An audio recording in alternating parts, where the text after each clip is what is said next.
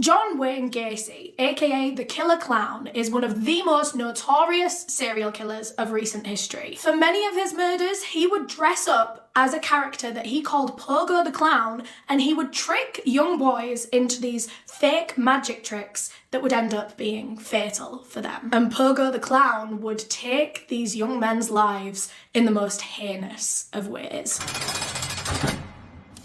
Hello everyone! It's been a while since I've posted on this channel, and I'm not going to talk about it too much in this video right here, right now, because I just want this video to be about this case. I'll leave my second YouTube channel linked down below in the description. I might make a video on where I've been for the last 2 months. I don't know, that's not a promise, but if I do talk about it, it'll be on that channel if you do want to keep updated. But what I will say here in this video is thank you so much for being patient and waiting for my return, and thank you for coming back. Thanks for coming back to see me. I'm so excited to be back. Things are back to normal. As of this video, you can expect regular uploads again. I'm so excited. I'm so excited for this video specifically. I'm so excited to speak to you all in the comments. Me and my team have worked so hard on this one. So with all that being said, let's just get straight into the case. Today, we're going to be talking about John Wayne Gacy, the Killer Clown. But before we get into the case, I do just want to give my usual disclaimer that I mean absolutely no disrespect to anyone that I talk about in this video. This video is for educational purposes, and everything that I'm about to say is just information that I have found on the internet and I'm compiling into one video. There are a lot of content warnings for this case, so I'm just going to list them all off. Please listen carefully, and if there's anything that you don't want to hear about right now, feel free to click off this video. I will be back very soon with another video, I promise. So the list of content warnings is as follows. Mental health conditions, including antisocial personality disorder, multiple personality disorder, and paranoid schizophrenia, suicidal thoughts, brief mentions of vomiting, alcohol and drug abuse, domestic abuse, child abuse, homophobia, necrophilia, molestation, sexual assault, rape, and sex crimes against children. I know, it's a very big list. Like I said, if you need to click out for your own well-being, that's absolutely fine. Hopefully I'll see you again at some other point. All that being said, let's get straight into the case. John Wayne Gacy was born on March 17th, 1942 in Chicago, Illinois. He was the second of 3 children to John Gacy Sr. and Marion Robinson. Marion was a stay-at-home mother, and so John Wayne Gacy was mainly parented by his mother throughout his childhood because his father was just always off working. But that was probably for the best because Gacy's father was a horrible man. He was a very severe alcoholic after serving in World War I. He was left with a lot of trauma after the World War, and so he turned to alcohol after that, and alcohol made him not a very nice man at all. He was cold, he was mean, he was verbally and physically abusive to all members of his family, his wife and all of his kids, but actually the main focus of his abuse was his second child, John Wayne Gacy. I think the main reason for this is because he was the only man in the house. He wasn't a man, he was a child, but he would always defend his mother and his sisters from his father's abuse, and so his father saw John Wayne Gacy as kind of his only opposition because the girls never put up a fight. One of Gacy's earliest memories of his father was a mechanic, and so this one time they were out in the garage, his father was showing him this engine that he was working on or something, and Gacy, being a child, being very curious, he started like messing about with some of the parts, and his father hit the roof. He was furious. He grabbed a leather belt and started beating Gacy with it, and then at one point his mother jumped in to try and save her son, but then his father only ended up abusing her as well. And this was quite a common occurrence. Gacy's father would just lash out at anyone that tried to go against him. Anyone that ever stood up to him would feel his wrath. Which is actually why a lot of the time John Wayne Gacy would just sit and let the abuse happen because, well, to be honest, he knew that if he didn't let it happen to him, if he wasn't on the receiving end, then his mother or his sisters would. So effectively, Gacy was a voluntary punch bag for his father to save his mother and his sisters. All the way through his childhood, he did that. And even aside from these traumatic beatings, Gacy's father would make his son's life hell in different ways as well. He would be verbally abusive, manipulative. He would make his life a misery day in, day out. He would let his son know that he was disappointed in him. He would always call him dumb, stupid, a failure. He would also also be very homophobic towards his son, despite Gacy never explicitly talking about his sexuality with his father, but he would still tell his son that he would probably grow up queer. And he would always call him like awful names relating to that. He was convinced that his son was gay and he had a huge problem with it. And things only worsened for Gacy when he was 7 years old. That's how young he had been this whole time. His father hated this 7-year-old boy. But yeah, things only got worse for him when he was about 7 years old and his father introduced him to one of his friends.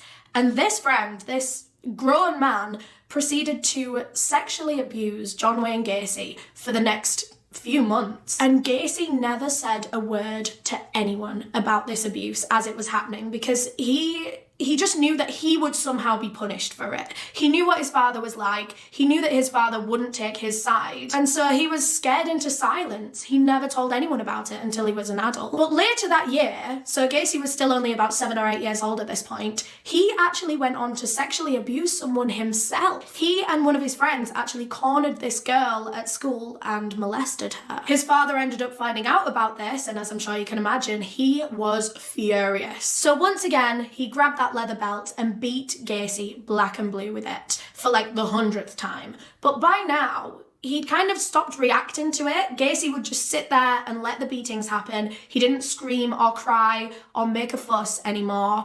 And this kind of took the fun out of it for his father, which is such an awful thing to think about, that his father was getting a kick out of abusing his son and seeing the fear in his own son's eyes. He just wasn't getting the same thrill anymore. And so Gacy's father upped the ante. He started beating him harder and with new weapons until one day when Gacy was only about 11 years old and his father knocked him out clean, unconscious. And this incident actually left Gacy with long-lasting health issues. I think it must have damaged his brain in some sort of way, because after this, he started having fainting spells. He would just be going about his day and he would just faint, just knocked out on the floor. He would have these blackouts so frequently, and he actually had to be hospitalized for them a few times. But that was only one of many physical ailments that John Wayne Gacy had throughout his life. He was quite an ill person. He always had something wrong with him. He had a burst appendix at one point. He had quite a serious heart condition that he was in and out of hospital for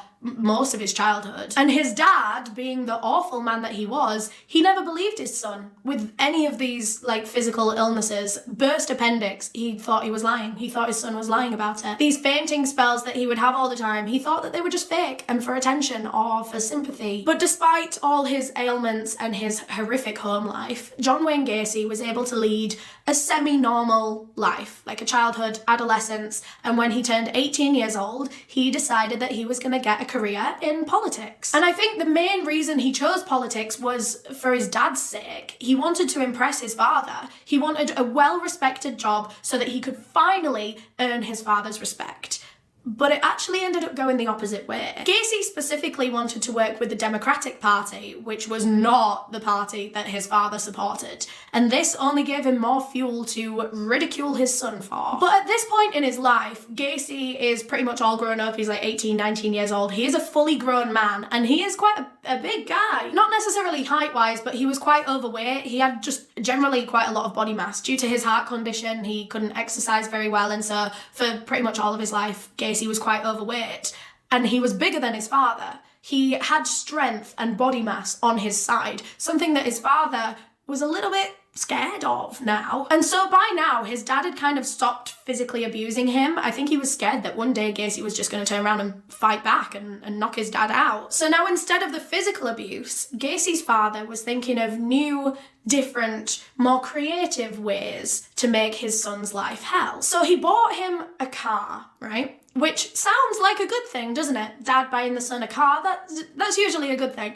No, he bought this car for Gacy with the intention of holding it against him because he knew that his son couldn't afford a car himself, but he kind of needed one to be able to get like to and from work. So his dad bought him this car and he said, right, you can have it now and you can pay me back monthly for the next few years until you pay off the car. But if Gacy was ever short or late on these monthly payments, his dad would withhold the use of the car. He would take the keys off his son so that he couldn't get to and from work, which meant that Gacy couldn't get get to work anymore in this car, which then had like serious implications on his life. He was either late or he would miss days at work. He would get into trouble with his boss. He risked losing his job because his dad kept taking the car away from him. After about a year of this, like having the car taken away from him time and time again, Gacy was sick of it, and so he went out and bought a spare set of keys for the car so that next time his dad tried to take them off him, he could still just get in the car and drive away. And his father was fuming about this. And he wasn't going to let his son get away with this. And so his father went to the car and like took one of the parts out. I don't know which part, but it was a part that you need to be able to drive it, because when Gacy went and got back in the car, it wouldn't go. It wouldn't set off. And this was John Wayne Gacy's breaking point. He was now about 20 years old, and his life, his home life, had just been constant stress and animosity and abuse and torture all his life, and he was sick of it now. So one day, Gacy woke up and decided that he was just going to run away. He was going to run far away from home, and he went all the way to Las Vegas, Nevada. And here, he was finally free. He got himself a job as an ambulance driver, which proved a little bit too stressful for him. He didn't really like it, and so he asked to be transferred to the morgue instead. So now, this future serial killer is working with dead bodies. But Gacy's employers were not aware at the time that Gacy was actually homeless. When he ran away to Las Vegas, he hadn't found anywhere to stay. He was just like sleeping on the street. And now that he'd been transferred to the mortuary, he decided that he was going to try and live there. Live amongst the dead bodies in the morgue. So he bought himself a second-hand cot bed and set it up behind the embalming room. And he lived there for months without anyone knowing. But that aside, weirdly enough, everything was going quite well for John Wayne Gacy at this point because, well, for the first time in his life, he was away from his abusive father. He was making friends. He was getting to know people. He was free. He had his own life. Things were great. But then he did something that ruined all of that. One night, he was about to go to sleep, as usual, behind the embalming room in his second-hand cot bed, when he decided to go over to one of the fridges, you know, where they keep the dead bodies, because he remembered that there was the body of a teenage boy in one of them. So he pulled the table out and climbed up on top of it alongside this teenage boy's corpse and just started cuddling him. He was there for a couple of minutes just holding this boy's dead body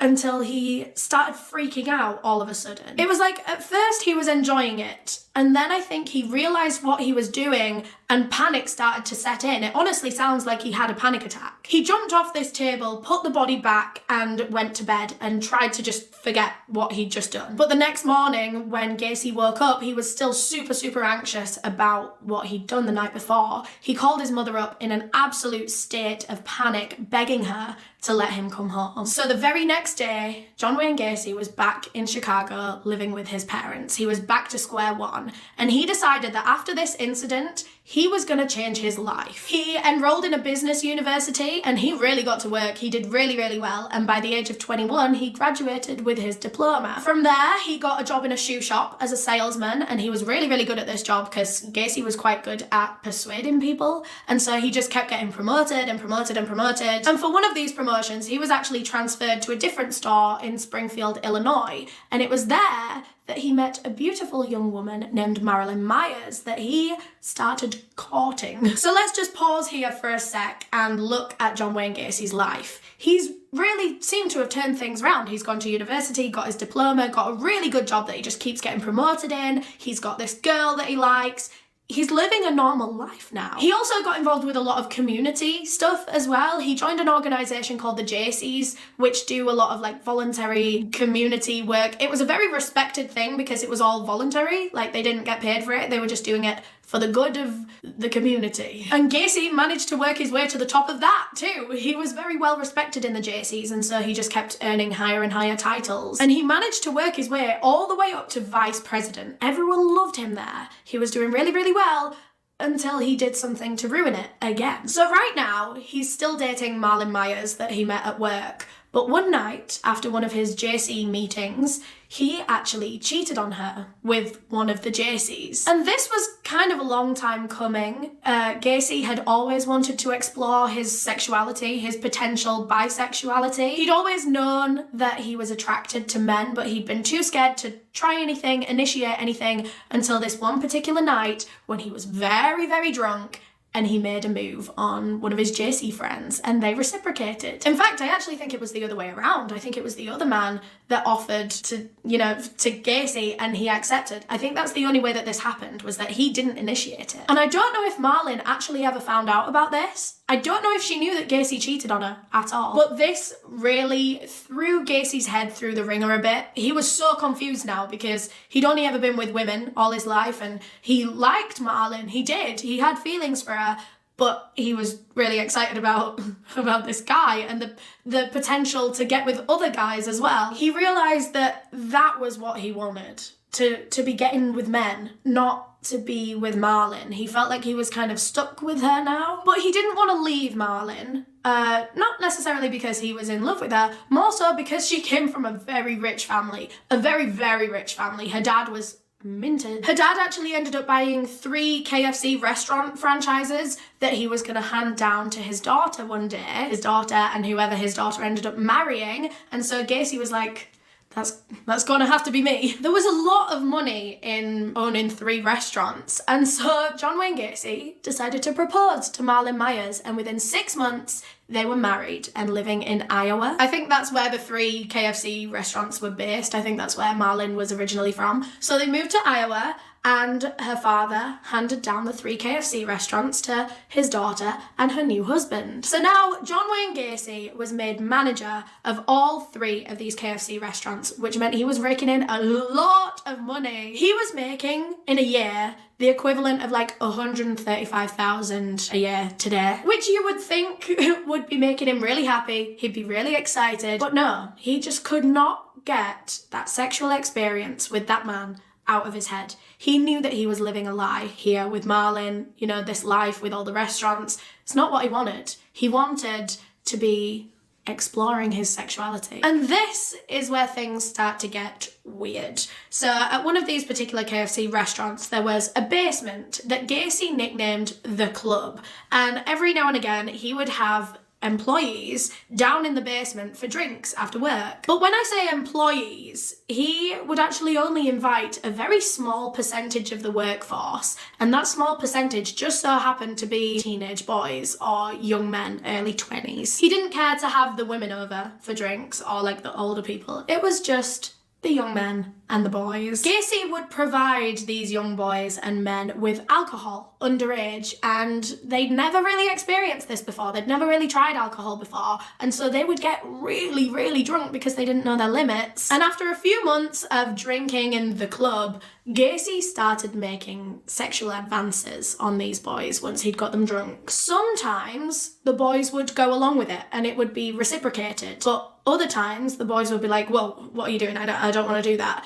And then Gacy always had an answer. He would play it off as if it had been a test. He'd be like, good, I was testing you. I wanted to judge your morals. You passed the test. And then he would just like laugh it off. Despite regularly cheating on his wife with his employees, John Wayne Gacy and Marlon went on to have 2 children together, a son and a daughter named Michael and Christine. And Gacy always looked back on this time in his life very, very fondly. He said that these were the best years of his life. When he was managing these restaurants, he had a wife at home, he had 2 beautiful children, and even his relationship with his father was going well. His dad had had a whole change of heart towards Gacy. Ever since he became successful, managing 3 restaurants, he had a wife, he had 2 kids, he married into money.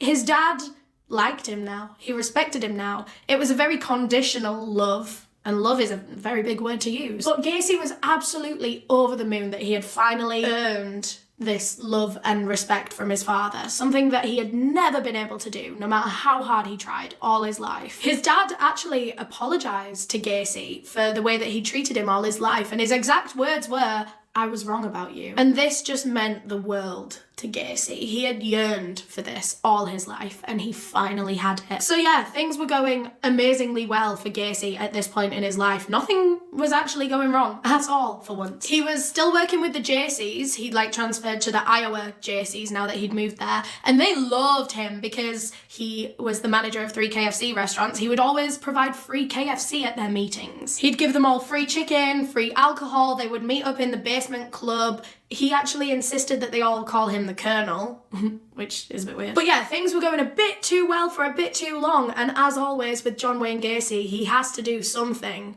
to fuck it up. So one thing about the Iowa Jaycees, they threw wild parties, like wild parties. There were drugs, drink, porn, sex workers, prostitutes, literally anything, everything. These parties were freaking crazy, apparently. You name it, they were doing it, and more often than not, they were hosted in Gacy's basement club. So after a few of these crazy parties, and after gaining all of the Jaycees' trust, Gacy then made a really weird suggestion. He told all the men that they should bring along their young sons to the next party. They're like 14, 15, 16-year-old sons.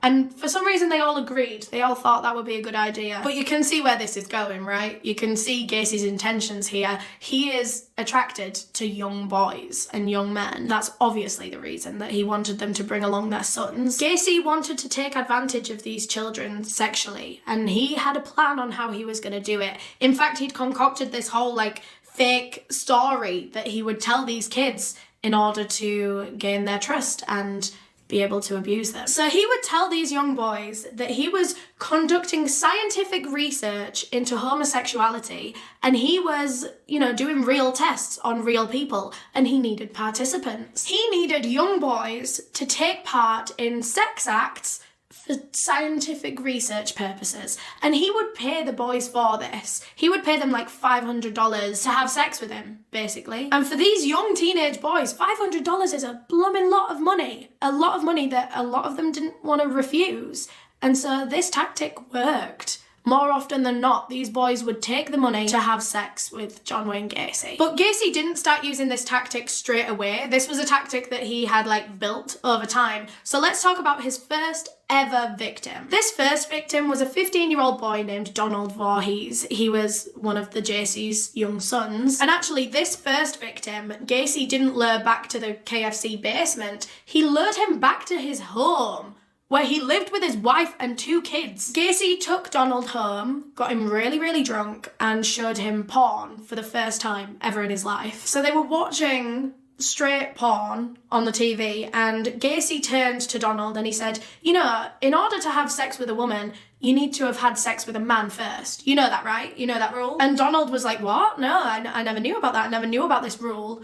Obviously not, because it's not real. But of course, Donald, being 15 years old and drunk, he believed this older man.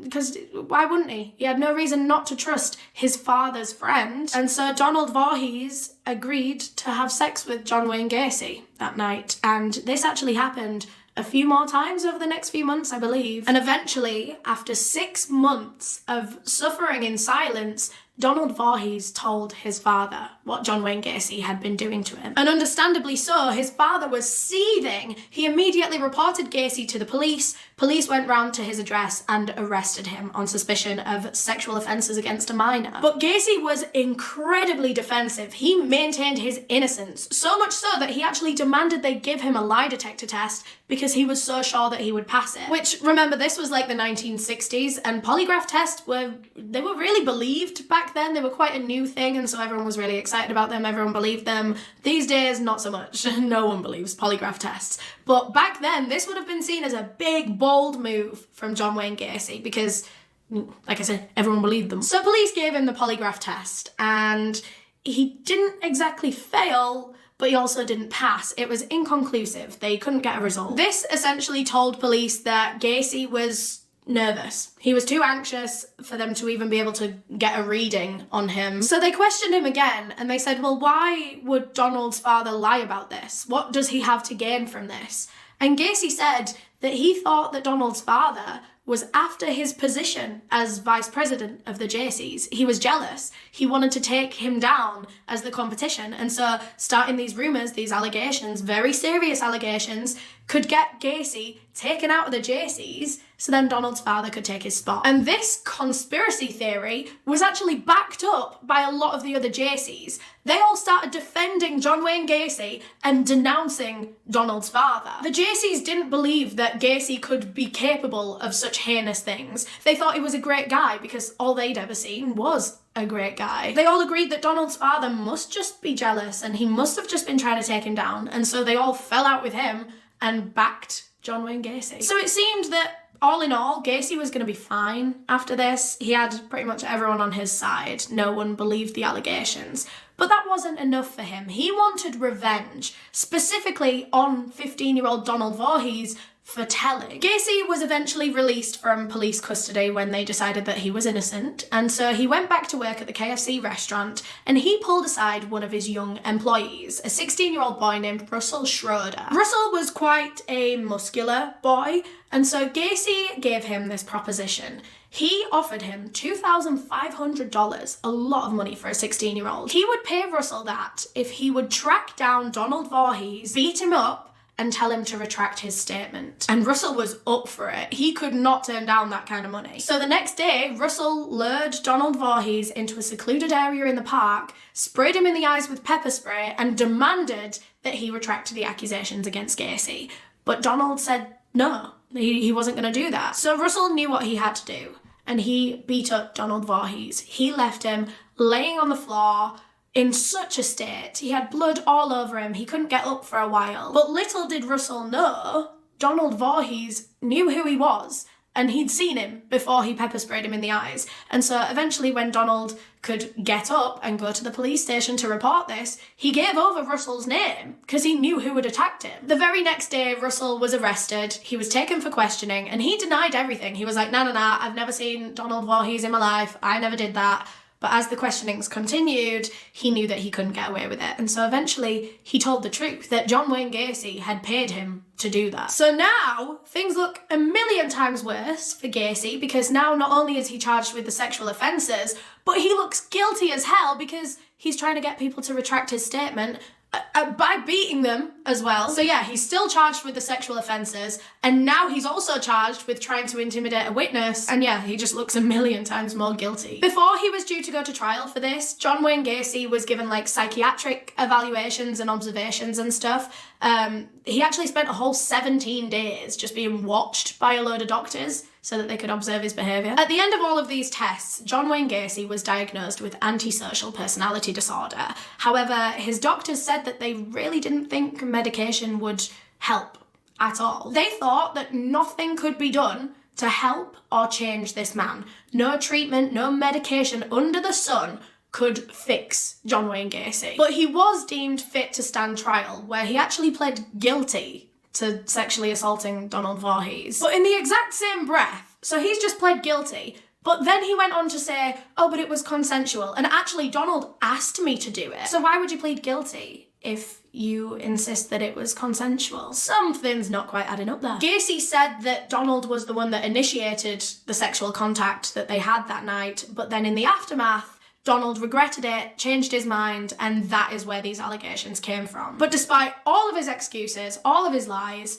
John Wayne Gacy was found guilty, and he was sentenced to 10 years in prison for this. The very same day that Gacy got that verdict, his wife Marlyn filed for divorce, and she actually won custody of both of their children as well, and from that day on, he never saw any of them ever again. So Gacy goes to prison, and just like many other times in his life, he has hit a new low. This seems to happen quite a lot for Gacy. He hits rock bottom, gets in prison, or like has these allegations, something happens, something disastrous happens, but he always manages to build his life back up again. Well, I suppose as much as you can build your life back up in prison. As far as prison lives go, he had a blooming good one. He was a model prisoner. All the staff, all the guards loved him because he was just very well behaved. And this meant that he got a lot of perks very early on in his prison stay. He was made head cook, like within a few months. There was also a Jaycees organisation within the prison, fancy that. So, surprise, surprise, he joined, worked his way up the ranks, and very quickly became one of the most powerful people within the Jaycees. The prison, Gacy's. And he was a very, very popular man in that prison. Everyone loved John Wayne Gacy for some reason. And when he initially joined the Gacy's, they only had like 50 members. But because all the other inmates loved Gacy so much, he managed to get them all to join the Gacy's. It went from 50 when he joined to 650. He made 600 other inmates want to join his club. And Gacy managed to do a lot as part of the prison Gacy's. Like, he made the most changes in that prison that anyone ever had. He campaigned for better living conditions, increased pay for inmates, and he got everything he ever asked for, including a mini golf course in the prison yard.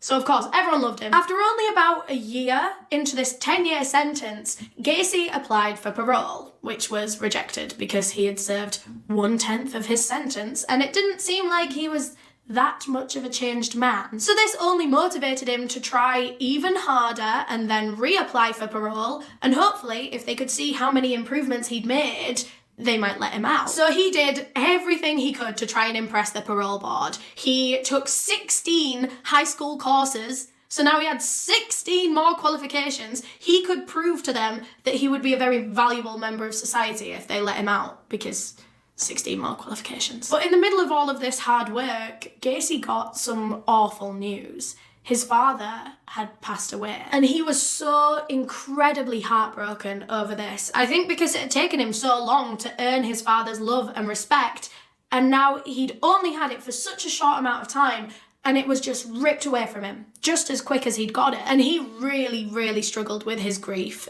He tried to apply for leave to be able to go to his father's funeral, but that was actually denied. And this only made the grieving process even harder, that he couldn't say goodbye to his father, that he couldn't, you know, see his family and speak to them. But yeah, life goes on. Gacy just kept working on those high school qualifications so that he could eventually apply for parole again in a year's time. Actually, it was less than a year. I think it was about another 6 months after his last application. So he'd only done like a year and a half of his 10-year sentence before he applied again. And this time, it was granted. John Wayne Gacy was allowed to leave prison after serving a year and a half for raping a child. So he was released from prison and he was put on probation for a year. And one of the rules of his probation was that his parole officers, is it parole? Probation? I don't know. Basically, they needed to know where he lived at all times. Of course, they needed to be able to keep tabs on him. One little problem though, John Wayne Gacy's wife left him, and so he didn't have a house to go back to. So the only option he had was to move back home and live with his mother in his old family home, now without his father in it. And Gacy felt as though this was such a setback. He was like back to square one in his life. And another one of the rules of his probation, his parole, I don't know, what's the right word to use? I don't know. Another one of the rules was that he had a 10 p.m. curfew, which made him feel like a child again. Like, he was living at home with his mother, with a curfew. He had a bedtime. He couldn't go out with his friends. I don't think he had many friends. He had to be home by 10 p.m. And this was like hell for Gacy. But I mean, it was better than prison. Anything was better than prison. And so he got on with it. He started rebuilding his life again from the ground up. Of course, managing 3 KFC stores was a thing of the past. Ever since the divorce, of course, his wife managed to keep the KFC restaurants.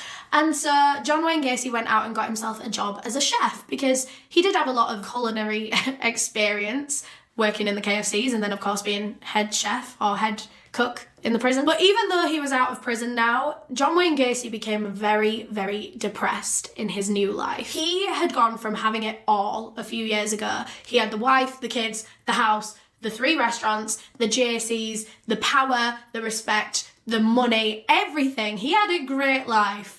And he'd lost it all now. He very quickly grew bored with this new life, and with very little to do, John Wayne Gacy would soon be back to his criminal ways. 9 months into his probation, in 1971, John Wayne Gacy was charged with sexually assaulting another teenage boy. At this point, John was about 29, 30 years old. The teenage boy wasn't named in any of the articles that we could find, although it did seem as though he was a runaway. In fact, very reminiscent of my last serial killer case, the Vampire of Hanover. He would specifically go to the train station to target runaways who were desperate for things like shelter, warmth, food, things that a runaway is not going to say no to her. And it's believed that in this instance, that's exactly what John Wayne Gacy offered this young boy. So yeah, they believe that Gacy picked up this teenage runaway from the train station or the bus station or whatever and took him back to his home. When they got there, Gacy tried to rape this boy, but he actually escaped and managed to run away and tell the police. And this sexual assault case actually made it all the way up to the trial process. So they were due to go to court for this,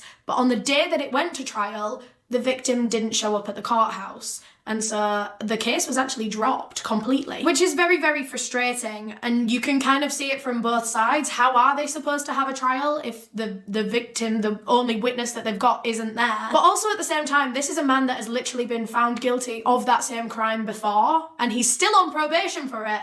So it's believable that he probably did this. But anyway, he was let free with absolutely zero repercussions, like not even extended probation or anything like that. It was literally as if it was just forgotten about. It was as if the accusations just never even happened. And we don't really know much more about that case at all, although a lot of people believe that Gacy did a similar thing to this boy as he did to Donald Voorhees. You know, he paid Russell to go and beat him up and retract the statement.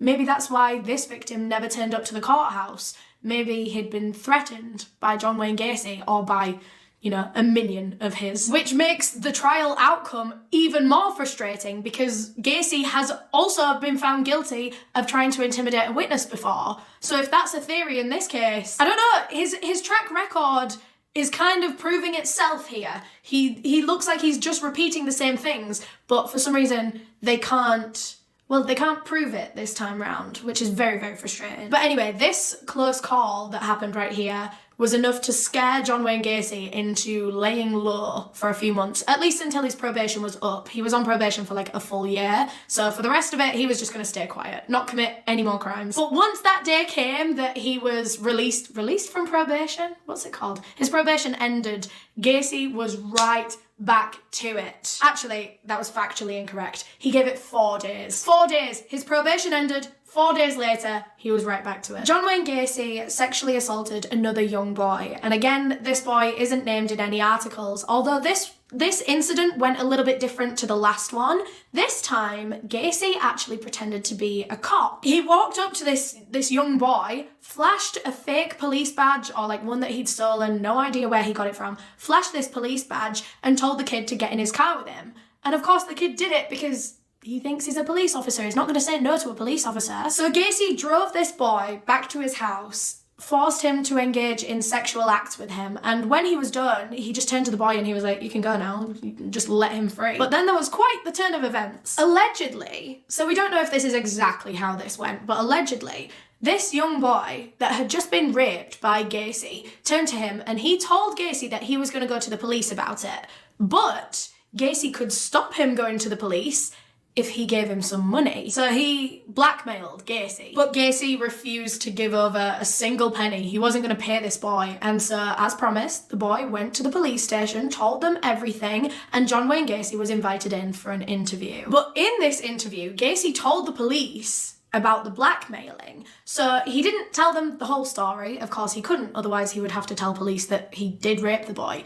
But he told police that the boy was blackmailing him, but he twisted the story. He basically said that the kid wanted money out of Gacy and the kid was willing to ruin Gacy's life over it if he didn't give him any money. And so that's where these false accusations came from. At least that's what Gacy said to the police. So now the kid wasn't seen as a credible source. They couldn't believe the story that he told them about the sexual assault. And so again, the case was just dropped. Gacy has done this twice, sexually assaulted 2 teenage boys, and somehow both of the cases have been dropped. And because both of these accusations were dropped, the Iowa Parole Board didn't hear about either of the cases, either of the accusations. They had no idea that Gacy was still offending, still being accused of the same crimes while he was on probation. They thought that he was doing really well and that he was getting back to a normal life after prison. And because he seemed to be a changed man in the eyes of the parole board who didn't actually know anything, in a month's time, once his probation was over, they were like, cool, seems like John Wayne Gacy's a normal guy now. He can just go out into the world. So not only has his probation ended and he's got off scot-free, but also at the end of his probation, they decided to wipe his criminal record completely for some reason. I don't know why they would do that. So now there was no record of him ever being a sexual predator. He would be allowed to apply for any job that he wanted. His past cannot hold him back at all. There is no record of it. There's only record, you know, for the police on their systems and whatever. But he doesn't have to disclose the fact that he is a predator to anyone now. But that didn't stop like the rumours and stuff in that area. Everyone knew that there was something weird about Gacy, and they'd seen police outside his house, and even his own mother at this point in time was sick of all the trouble that Gacy was causing. Police were always at the house, he was always doing court trials, and she was always being called into the station because she needed to be interviewed as his mother. And it got to the point where she actually offered her son money to move out of the house and leave her alone. And gladly he accepted, because he didn't want to live with his mum anymore, but money was his issue. He couldn't afford to move out. So he accepted that money and used it to put down a deposit on a brand new house for himself. It was a ranch-style house in a small town called Cook County in Illinois. And this was like a brand new start for John Wayne Gacy. And you know what he's like? Whenever he has a brand new start, he always reaches rock bottom and then has a brand new start and somehow manages to build himself an even better reputation than the one that he had before. And that's exactly what he did. He starts making friends with all his new neighbours, he's mooching, he's socialising, he is offering out free favours left, right and centre, he's like mowing people's lawns, shoveling snow for them off their driveways, doing things for free, making everyone love him. And every year he would host huge parties at his house on his land, because he had a lot of land, and he would invite like hundreds of people. Everyone who was anyone was at John Wayne Gacy's parties, even like politicians, like very respected people in those areas. People looked forward to these parties, they loved them, they loved John. And after a little while of having his life back together, Gacy actually ended up moving his mother back in with him, because she was getting older, and after her husband died, she was all alone. So yeah, now that he'd calmed down and seemingly stopped committing crimes for a little while, he moved her back in. And it was actually around this time that Gacy met the next love of his life, a woman named Carol Hoff. Actually, I say met, but the two of them had actually known each other for a very, very long time. In fact, they dated briefly in high school, but things didn't really work out and they just went separate ways. So now, when Gacy was like 30, 31, they reconnected and rekindled their romance. They'd both, since high school, gone on and had their own lives. They'd married, had kids, both of them had ended up divorcing, and now they were both single in time to meet each other in their 30s. And they really got on. They got on like a house on fire. The two of them actually ended up getting married, and Carol moved into his ranch home and moved her two daughters in as well. So now they were like a little bit of a family. And also around this same time, Gacy set himself up his own business. He became a contractor, doing loads of stuff. Loads of like random little jobs, like building jobs, landscaping jobs, gardening jobs,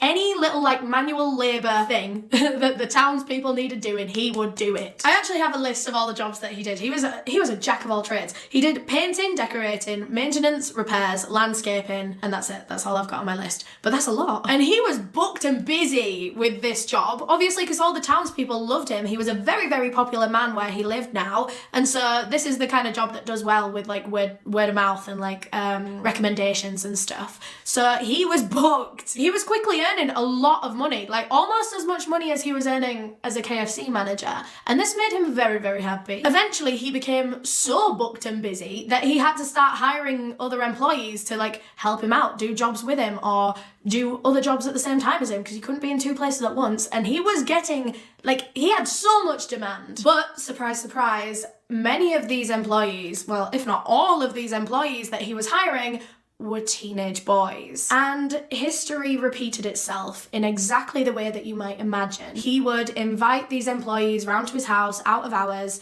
get them drunk, and proposition them for sex. This would often be in return for money or even promotions or like extra work, extra jobs if they would have sex with him. And sometimes the boys would oblige because they wanted these promotions, they wanted the money. And in the cases where they would still turn him down, John Wayne Gacy would find other ways to make them comply. He would make up some random reason as to why his employee might owe him money, a lot of money. It would usually be a very high figure that the boy wouldn't be able to pay off. And when the employee would start panicking, saying like, oh, I don't have that kind of money, I can't pay you back, John Wayne Gacy would say, oh, don't worry, you can repay in sexual favours instead. And some of these boys were as young as 14 years old, being forced into having sex with this 30-something-year-old man. And if the boys still tried to turn him down, even after the whole debt thing, then Gacy would remind them that he owned a lot of guns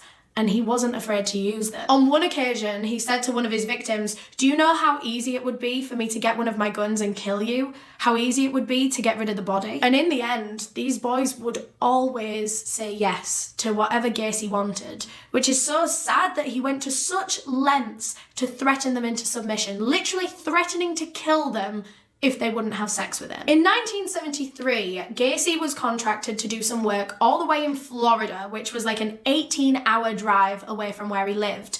And he couldn't do this job in Florida alone. He needed to bring another employee along with him. It was a two-man job. So Gacy picked one of his teenage boy employees, and without telling this boy, Gacy booked them a hotel over in Florida for a few days, but they didn't have a bedroom each. They didn't even have a bed each. They would be sharing a double bed. A teenage boy and his 30-something-year-old boss. When they got to Florida and they got to this hotel room, the boy walked in and saw one double bed and he was very shocked, but he didn't say anything because he didn't want to, he didn't want to be a pain. He didn't want to cause problems. You know, he was just going to sleep in the bed. It was only for a few nights and then they would be home. But on their first night in that hotel room, John Wayne Gacy's intentions became very clear and he raped his young employee. The next morning, when they woke up, Gacy just acted as if nothing happened. He got ready for work, told his employee to get ready for work, and then the two of them went out and did the job that they were contracted to be there for. They didn't talk about it, no one mentioned it,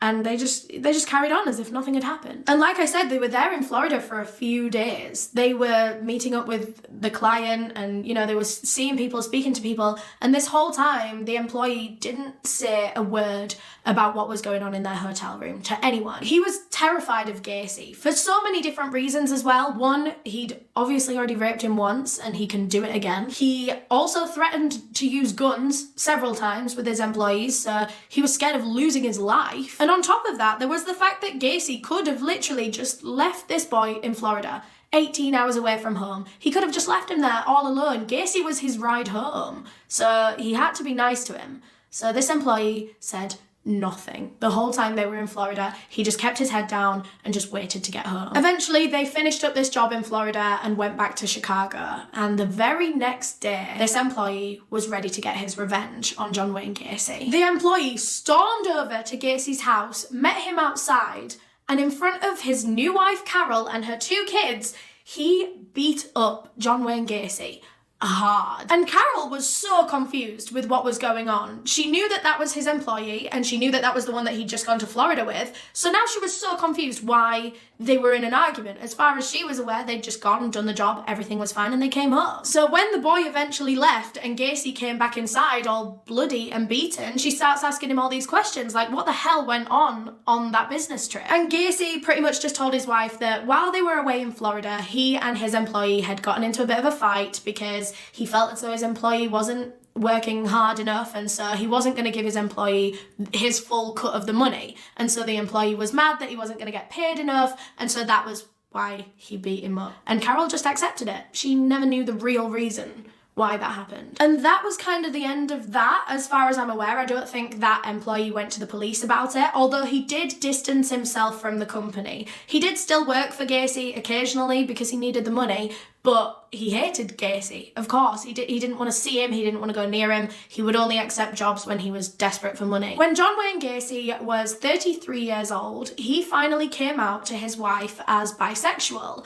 And I think his wife was pretty chill about it, as far as I could read up on. But later that same night, the two of them had sex, and when they were done, Gacy turned to her and said, "We're never doing that again. That's the last time we're ever going to do that." He said he still wanted to be with her. He still liked her. He still wanted to be married to her and live with her and whatever. but he didn't want to have sex with her. He said that it made him uncomfortable. He didn't enjoy it, so he wasn't going to do it anymore. And from this point on, Gacy started going on a lot more work trips, and he was going out with his employees a lot and not coming home the same night. And Carol knew what was going on. Like, she wasn't stupid. She knew that her husband was cheating on her with other men, mainly his employees. But she didn't say anything about it for a while, I think because she didn't have any proof. She was waiting to get some proof though. So Carol starts spying on her husband. Whenever he would go out with his employees on a night, or like he would go out on a business trip, she would wait up for him to return and she would watch out of the window. And every time he would return home, it would be with a younger boy, a teenage boy. And he thought that his wife would just be asleep at this point, so he wasn't really trying to hide it. He would just bring these boys home, get out of the car with him. They would usually go into the garage because he'd set up the garage as his like little man cave, you know? So Carol would watch as Gacy and these boys went into the garage, and then a few hours later, he would come and crawl into bed next to her as if nothing had happened. So now she knew that something was up and she needed more proof. And so her next move was to go into that garage and see what evidence she could find. She wanted to know what her husband and these young boys were getting up to in that garage. I think she already knew, but she needed proof, like I said. So she went in there and she found stacks and stacks and stacks of gay porn magazines. She even found a couple of boys' IDs just like laying around in the garage. And these IDs, of course, all had the boys' birthdays on, which told her just how young a lot of her husband's friends were. Teenagers. Carol ended up confronting her husband about this, and they argued and argued and argued repeatedly for months about this. Carol wasn't going to let it go, and Gacy somehow had a rebuttal for every argument that she had. She could never win these arguments against him, and eventually Gacy had had enough of her getting on his back about it, essentially, and he suggested that they just get a divorce. If she's so bothered about him cheating on her with children, then they should just get a divorce. Carol agreed that this wasn't the marriage that she wanted, nor was it the marriage that she thought she was getting herself into a couple of years ago. And so she packed her things, took her 2 daughters, and left. After his wife left, John Wayne Gacy threw himself into his work. I mean, he'd already been working like 12-hour days before this, but now he was working 15-hour days. Literally, the only time he stopped was to sleep or to drink. He barely even noticed his wife's absence in his life. She really, towards the end of that relationship, he barely even saw her, barely even spoke to her. So it was as if nothing really changed. That same year, John Wayne Gacy decided that it was time for something new in his life. And one thing about that man, he loved a good club, a good organisation, a good group of men that he could be a part of. And so he went out and he found himself a new club. And that was when he was made aware of a new club that was going on in town. It was called the Jolly Joker Club. And this was a group of men that would try to help out the community. They would do fundraising, they would go help out at children's hospitals, they would do children's parties for free, all while dressed up as clowns. And clowns in this day and age, in 2022, they are horrifying. They are creepy. They are, they have so many negative connotations because of like horror movies and stuff. But at this point in time, in the 1970s, everyone loved a good clown. They were at all the kids' birthday parties. They were quite normal. So yeah, John Wayne Gacy joined the Jolly Jokers Club and he became a clown. And he set himself up like 2 little characters. He had one character named Pogo the Clown, which was the one that he used more often than not. And Pogo was just your typical clown. He was jolly, he was good vibes, he was funny, he was silly. But then he had his other character named Patches. And Patches was the complete opposite of Pogo. Patches was very serious. He was very, almost depressed, kind of miserable. He was a bit of a mopey clown. So you can already tell that Gacy is taking this clown stuff very, very seriously. He has planned himself out 2 different characters with 2 different personalities, 2 different looks. He is really into this clown stuff already. He would spend all of his spare time thinking about his new clown hobby. He would design new outfits, sew them up. He would think about different face paint designs that he could do. And one of the main things that he loved about being a clown in the Jolly Jokers Club is that it allowed him to regress back into his childhood. I think that's how he put it. And that he never really had a childhood when he was younger because he was always so badly abused by his father that now he felt that he could finally like live out that lost childhood as an adult. And Gacy loved being a clown so much that he would do all of his clown work for free. I mean, he didn't need any more money. He was very, very rich with his contracting business. It was very big now. He had a lot of employees under him that he was earning money through as well. He didn't need any extra money and he just loved being a clown. So he would just go out and do it for free. He would go to kids' hospitals, cheer up the kids on their ward. He would do birthday parties for free. And it also gave everyone else in the town just another reason to love John Wayne Gacy because he was doing all their kids' parties for free. Just another thing that Gacy is doing for the community. He would shovel the snow, he would mow the lawns, he would be the clown at the party. He was, he was a full package. So he's doing this clown gig for a couple of hours a week, but like I said, he was working a lot, like 15-hour days some days. He did not have much spare time. And that was what he wanted. He wanted to free up more time for clowning around, I guess. So he starts hiring on a lot more employees, like a lot, and they're obviously all young teenage boys. And one of the next employees that he hired was a 15-year-old boy named Anthony Antonucci. 2 months into working for Gacy, Anthony called in sick one morning and said that he'd really injured his ankle the day before, on his shift the day before, and so today he wasn't going to be able to go in and work. So Gacy was like, hope you're okay, I'll pop round later with a little get well soon gift. So Anthony Antonucci is home alone when Gacy knocks on his door with the get well soon gift, a bottle of alcohol for a 15-year-old boy. Gacy insisted that Anthony let him in and the two of them share the bottle of alcohol. And obviously Anthony said yes. I mean, he didn't want to disappoint his boss. So yeah, this young boy, I think this was like the first time he'd ever had alcohol. So he got pretty wasted pretty quickly. And as the two of them were drinking, Gacy pulled out another gift for Anthony from his bag, a porn magazine. And Anthony had never seen porn before. It was like a VHS tape. And so Gacy went and put on the movie for them and they sat and watched it and they finished this bottle of alcohol. And when they did, it was very clear that Anthony was very, very intoxicated. And so Gacy knew that now it was time for him to put his full plan into action. He reached down into his bag and pulled out some handcuffs. He turned to Anthony, grabbed both of his hands, shoved them behind his back and handcuffed him so he couldn't move, he couldn't run away. Gacy didn't say a word to Anthony. He didn't tell him why he'd just done that, but Gacy stood up and went outside to his car. He must have forgotten something in his car, but what he didn't realise was that Anthony wasn't actually fully handcuffed. One of the cuffs hadn't closed properly, so Anthony was able to undo that one. So now he wasn't bound, really. He just had floppy handcuffs on one of his wrists. But quickly, Anthony came up with a plan. He knew that when Gacy returned, he had to still look like he was handcuffed. He didn't want Gacy to be suspicious. And so he stayed there, even though he was free, he stayed there with his hands behind his back. When Gacy returned to the room, Anthony stayed with his hands behind his back until Gacy came and stood about here. And once he was close enough, Anthony attacked. He grabbed Gacy's legs and completely flipped him in the air in some sort of wrestling move. And once Gacy was down on the floor, Anthony kept hold of his legs so he couldn't go anywhere. Gacy was trying to wriggle, trying to get up, but he couldn't move.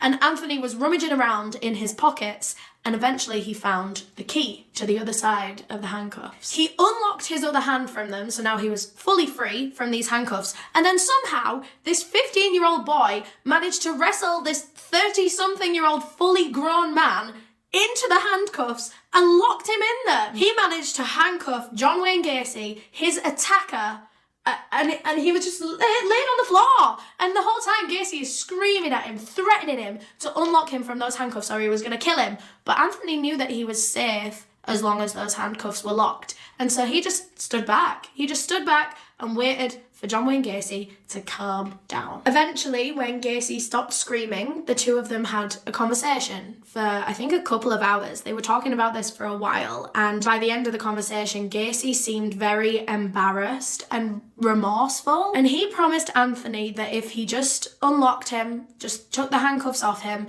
then he would leave and he wouldn't cause any more issues.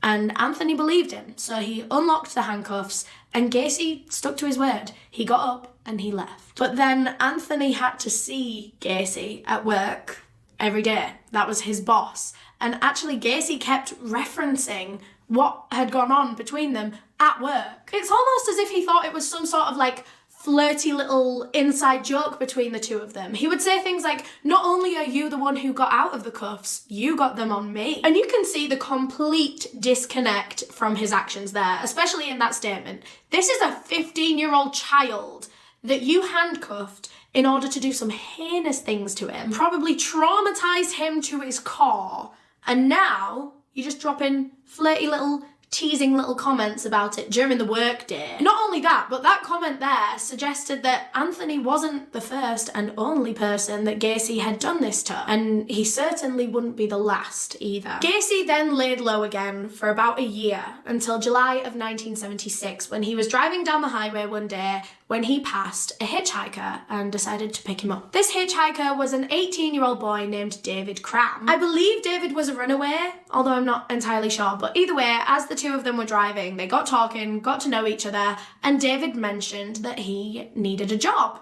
And Gacy just lit up at the thought of this. Immediately, he's like, oh, I have a contracting company. Come work with us. We need more employees, boys exactly like you. Strong boys that can do this, this, and that, da-da-da-da. And David thought this was amazing. He was literally being offered a job on a silver platter by some guy that seemed really helpful, really kind. And so, yeah, David took the job. They worked together for about a month. And as Gacy was getting to know David Cram more and more, he realised that he didn't have anywhere to stay. And so Gacy actually offered David Cram one of the spare bedrooms in his house, because he had a few now that his wife and kids had left. David happily agreed to move in because this guy seemed like Jesus right now. He had offered him a job, a place to stay. This guy was sorting him right out. So yeah, David moved in a day before his 19th birthday. And so the night that he moved in, the two of them decided to celebrate and they got really, really, really drunk. And actually, for David Cram's birthday, John Wayne Gacy decided to dress up as Pogo the Clown. Because what's a birthday without a clown? A 19th birthday as well. Once the two of them were really, really drunk, Gacy once again reached for his handcuffs and handcuffed David's hands in front of him this time. And then he grabbed the chain between the cuffs and started swinging David around the room. By the chain of the handcuffs. Immediately, David didn't like this. He was screaming, he was begging Gacy to stop, but Gacy just responded by telling David that he was going to rape him. And this must have sent like a shock of adrenaline through David's body, and somehow he got the strength to pull away from Gacy and kick him in the face. And this was a pretty hard kick as well. Like, Gacy went flying across the room and he was like down on the floor, giving David enough time to run over, rummage through his pockets and find the key for the handcuffs. He managed to get the handcuffs off of his hands. Gacy at this point wasn't trying to, like, I don't know, chase after him or get him back or anything. David took the handcuffs off and just went to bed in his separate bedroom where he lived in Gacy's house. And that was that for the evening.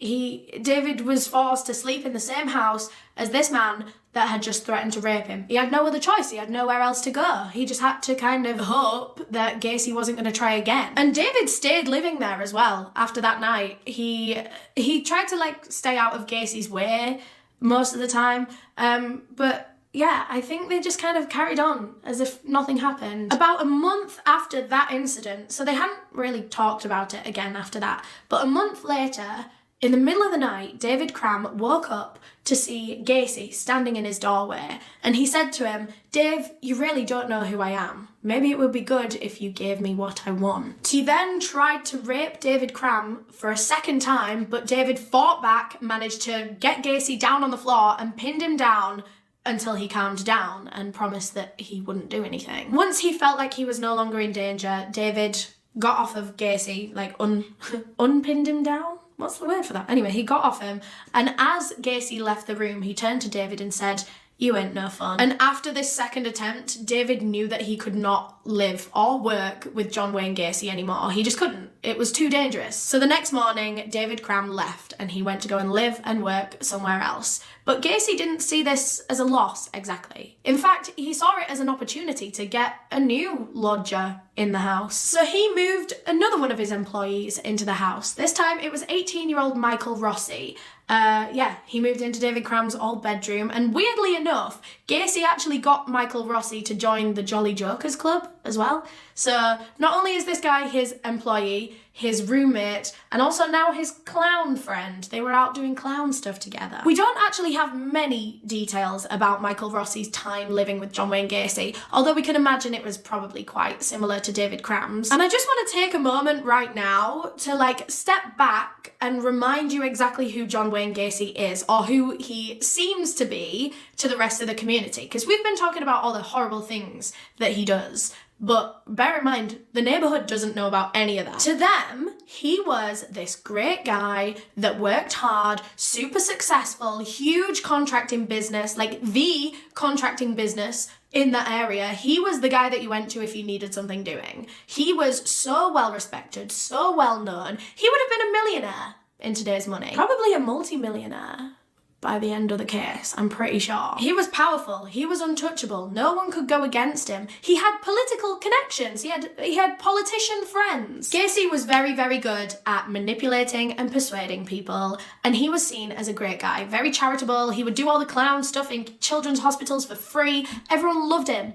So no one expected that he would be doing all of this heinous stuff behind closed doors. And I think that's one of the main reasons why he was able to get away with all of this for so long, because people just couldn't believe any little suspicions that they had. People would just talk themselves out of it, like, oh no, of course not John Wayne Gacy. He's a great guy, he would never do that. In 1978, John Wayne Gacy was about 36 years old at this point, and he had another client. This time it was a pharmacy owner, and he was called there to this pharmacy to talk about remodeling it. And while he was at this pharmacy, he clocked the young boy that was working at the cashier, 15-year-old Robert Priest, and immediately Gacy was taken with this young boy. And so he started planning how he was gonna get him. While speaking to the store manager, Gacy started talking loud enough that he knew that Robert Priest at the cashier would be able to hear him.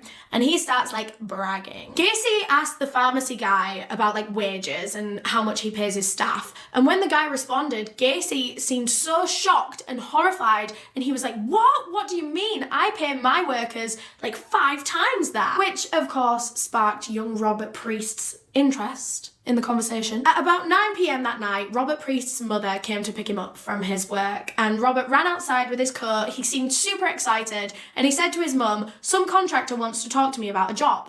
And so his mum was like, okay, go talk to him. And she agreed to wait outside in her car for her son to come back. She waited about 15 minutes and Robert wasn't coming back. And actually it was her birthday that day, his mum's birthday. And they were all planning to have a family meal when they got home. And so she was getting a bit impatient. And eventually she got out of the car and went inside the pharmacy to go and find her son. But when she got inside, he wasn't there.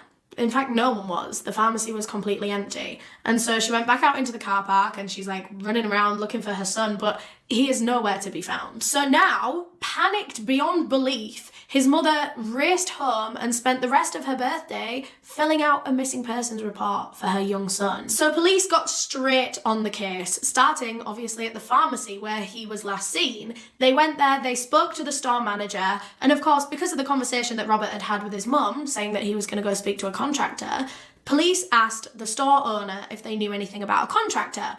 Of course, he did. He'd been speaking to John Wayne Gacy all day, so he gave over the name John Wayne Gacy. So the police officers that were put on Robert's missing persons case, right from the beginning, they thought that he had been abducted. That was the main theory. And of course, this contractor seemed like the top suspect. So police got looking into this contractor, this John Wayne Gacy. They typed his name in on their little police system, and even though his criminal record was white, it was obviously still available to police. So they typed in his name, and they found all these previous convictions and accusations of sexual assault against children. And as soon as they saw that, they knew they had to be on the right track. I mean, the victim in his previous conviction was around the same age. Donald Voorhees was 15, and so was Robert Priest. This was his exact victim type. And so once they saw this, a full investigation was launched into John Wayne Gacy. So police found Gacy's address on the system and they went straight to his house to go and speak to him. And the conversation started off well, to be honest. Gacy admitted that he had been at the pharmacy that day and that he had seen Robert Priest in the pharmacy, but he denied ever speaking to him. In fact, his full story was that he didn't speak to anyone other than the store owner while he was there. He said he went into the pharmacy, spoke to the store owner about the remodeling, and then left straight away. Like, didn't do anything else, didn't dilly-dally, just that. He did say that a couple of hours after he left, he realised that he'd left his notebook at the pharmacy, and so he drove back to the pharmacy, picked up the notebook, again, only spoke to the store manager, literally just said hi, and then left again. But police weren't very satisfied with Gacy's version of events here, and so they asked him if he would come back to the police station with him for like a proper official interview. But Gacy actually refused. And I mean, he was allowed to do that because he wasn't arrested, but it doesn't look good, does it? He actually told police that his uncle had passed away that morning, and so his family actually really needed him right now. So police weren't exactly gonna force him to come down for a questioning on the same day that his uncle died. In fact, Gacy did tell them that he would stop by at the police station later on, but like right now, he needed to be with his family. So police were like, okay, cool, what time do you think you can come down to the police station? And when they asked that, Gacy got a little bit pissed off. He snapped at the officers saying, you guys are very rude. Don't you have any respect for the dead? And then he told them to leave his house. Gacy eventually did make his way to the police station in the early hours of the morning, weirdly enough. He turned up at the police station at like 2:30 a.m. and he was covered in mud for some reason. Police asked him what had happened, like why he was covered in mud, and Gacy said that he'd been in a car accident, but he didn't want to talk about it, and he was okay. Odd. So police just kind of let it go. I mean, they just let him be weird because really all they cared about was 15-year-old Robert Priest. They wanted to know where he was. They didn't care why he was covered in mud. So they asked Gacy to reiterate his whole story, exactly what he'd done that day, and he told the exact same story again, that he went to the pharmacy, only spoke to the store owner, left, forgot his diary, went back, only spoke to the store owner, and left again. So police asked Gacy, like, oh, how did you know that you'd left your notebook at the pharmacy and not somewhere else, not at like one of your other appointments? And Gacy said that it was because the store owner had actually called him up and been like, oh, you left your notebook, I've got your notebook. And immediately, police knew that this was a lie because the store owner had told them that he hadn't spoken to Gacy since he left. So it seems that Gacy actually came back for his diary of his own accord. But why did he have to lie? Why did he have to tell police that the store owner had called him when he hadn't? But police didn't let on to Gacy that they knew that he was lying right now. They just kind of let him keep lying. And they let him lie in his statement as well. They let him leave the police station that night thinking that he was in the clear, thinking that no one was suspicious of him, that he had just told his story and everything was fine. But of course, this only made police a million times more suspicious, the fact that he'd lied. And it was a seemingly very small, insignificant lie as well. Why do you need to lie about where your notebook is or how you realised that your notebook was lost? You know, odd thing to lie about unless it's connected to a bigger lie. But to be fair, that didn't matter right now because police thought that John Wayne Gacy was an abductor and they thought that he probably had Robert Priest back at his house. So with this in mind, police obtained a search warrant for John Wayne Gacy's house that they received 2 days after Robert Priest went missing. So they rocked up and knocked on Gacy's door completely unannounced with their search warrant in hand. Gacy had no time to prepare, he had no time to hide anything, he just had to let them in and let them search. And this search was very revealing. They found a lot of suspicious stuff, and I just have a whole honker of a list here, so I'm just gonna read everything out. They found a 6mm pistol, several fake police badges with various different names on them, several driving licenses belonging to different young men, a high school ring from the class of 1975 engraved with the initials JAS, a syringe and a hypodermic needle, a load of random drugs, recreational drugs, hallucinogenics, opiates, I don't know, loads of random drugs. They found handcuffs, nylon rope, loads of different pornographic films. They actually found 2 books with very similar storylines of like an older man falling for a teenage boy, like a boy that is not legal. They found an 18-inch dildo, underwear, and a blue parka coat, both of which were too small to fit John Wayne Gacy,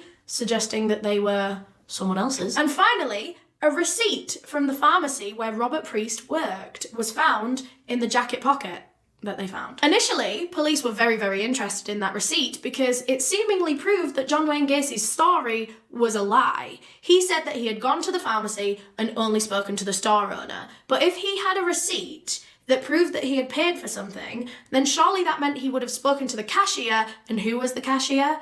15-year-old Robert Priest. So this only added to the suspicion against John Wayne Gacy. It seemed that he had lied a lot in his interview. After this search, police decided to look into Gacy's company, his contracting company, and all of his different employees. And they actually found that one of his employees, a young man named Charles Hatula, had tragically passed away not long before this. He was found drowned to death in a river, and it's completely unknown how he got there, how he drowned, why he was there.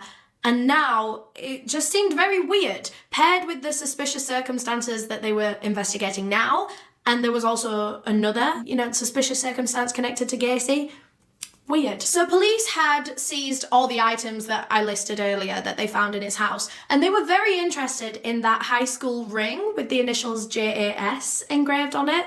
Who was JAS? Because it obviously wasn't John Wayne Gacy. So again, they looked into it, they got in contact with the school, and they really analysed this ring, and they found that it belonged to a boy named John Schick. And at this point in time, John Schick was missing. Another weird, suspicious circumstance relating to John Wayne Gacy. Death, tragedy, and disappearance seem to just follow this man wherever he goes. John Schick's parents hadn't heard from him in weeks, and they were so worried about him. So now that police are starting to piece together weird corners of Gacy's life, they're very suspicious about him, and they decided to put him on 24-hour surveillance. They wanted to see what this man was up to in his day-to-day life, and they needed to keep tabs on him in case tragedy, death, and disappearance kept following him. And being under 24-hour surveillance very quickly irritated John Wayne Gacy. It got under his skin, somewhat shocking, because he already hated the police for obvious reasons, because they tried to put a stop to every awful thing that he did, so obviously he didn't like them. But he always felt like he was above the police. He looked down on the police, and he always thought that he could outdo them. And so actually, Gacy went about this in quite an interesting way. He decided to try and befriend the surveillance officers that were watching him. He was super friendly with them. He would always go outside, spark up conversation with them, even invite them into his house for a drink, which they would more often than not, well, actually all the time, they would turn it down because that's highly inappropriate to go for a drink in this guy's house who they think is a murderer.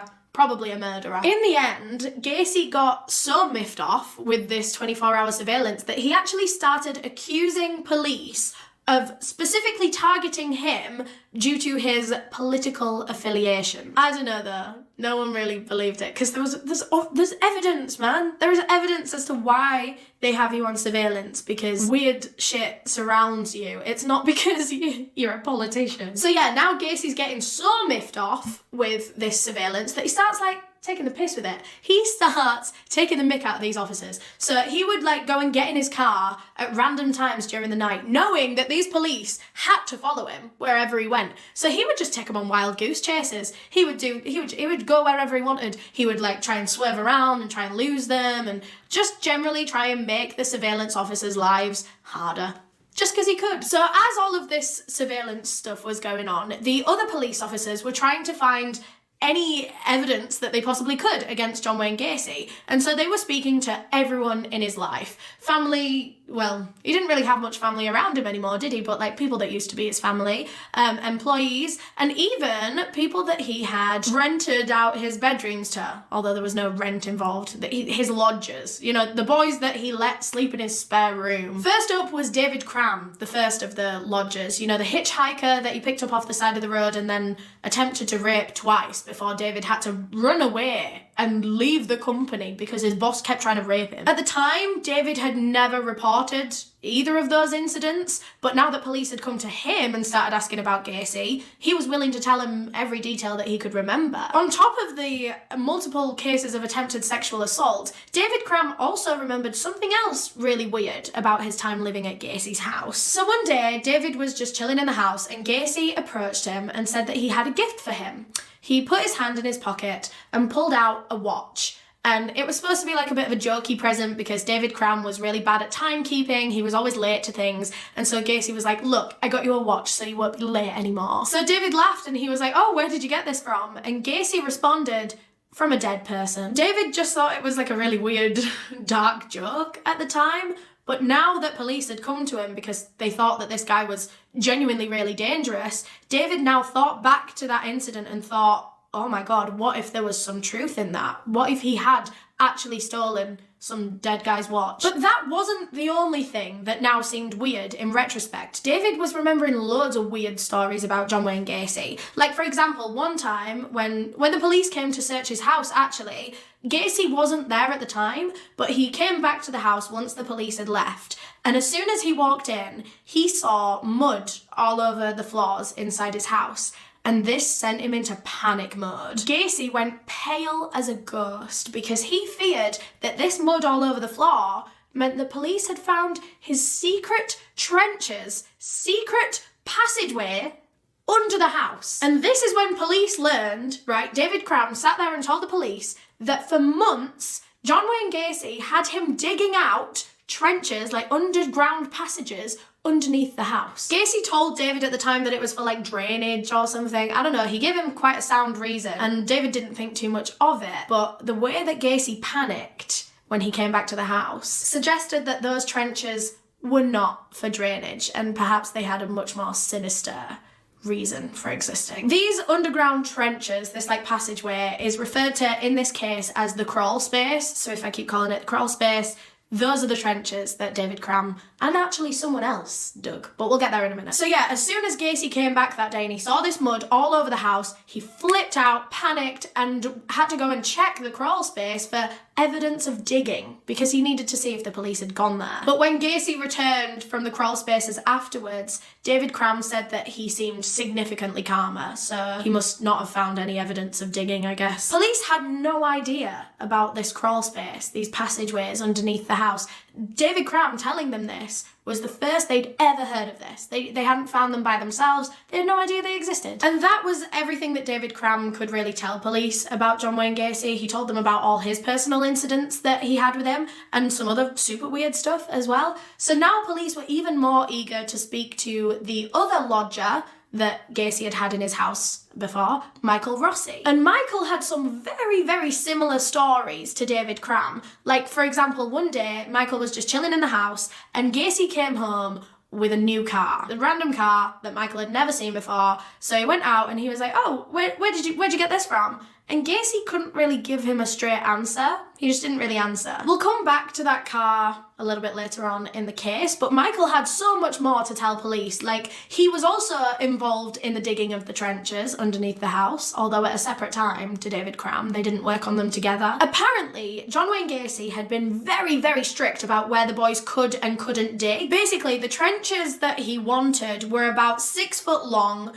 2 foot deep, and 2 foot wide, which is about the same dimensions as a human grave, by the way. And Michael Rossi had also been instructed to lay about 10 bags of lime in these trenches. And a little science lesson for you now. Lime is very alkaline, and when it mixes with water, it makes calcium hydroxide, which is an incredibly corrosive substance. Just 1 drop of calcium hydroxide on your skin can cause like a chemical burn, and it is used in a lot of murder cases to dissolve bodies, to dissolve evidence. But lime is also used in construction jobs and landscaping jobs, and what was John Wayne Gacy? A damn contractor. So when he was ordering 10 bloody big bags of lime, no one questioned it. He could get hold of it so easily. So after speaking to David Cram and Michael Rossi, police had a lot of interesting information against Gacy, but they still had a lot more that needed investigating as well. A lot more. They were very, very interested in that pharmacy receipt that they found in that jacket pocket in his house. In a jacket that didn't belong to John Wayne Gacy, might I add, because the jacket was way too small for him. Interesting. They thought that this receipt in the pocket proved Gacy's story to be a lie, but as they started looking into it, it seemed a lot more complicated than they originally thought. Turns out, the receipt wasn't actually Gacy's. It actually belonged to a young girl, a 17-year-old Kimberly Byers, who actually worked at the pharmacy. I'm not entirely sure how they found out that it was her receipt, but I don't know, police have their ways, don't they, I guess? So they went to go and speak to Kimberly Byers about how her receipt could have ended up in John Wayne Gacy's house. So she told them that she'd actually borrowed Robert Priest, 15-year-old Robert Priest's jacket that day when she was at work. She just needed to run outside and grab something and it was quite cold. So she chucked on his jacket and then she went inside the store, bought something, got that receipt, put it in the pocket of Robert's jacket, and then took off the jacket because she was done. She didn't need it anymore. And now police found that jacket and that receipt in John Wayne Gacy's house.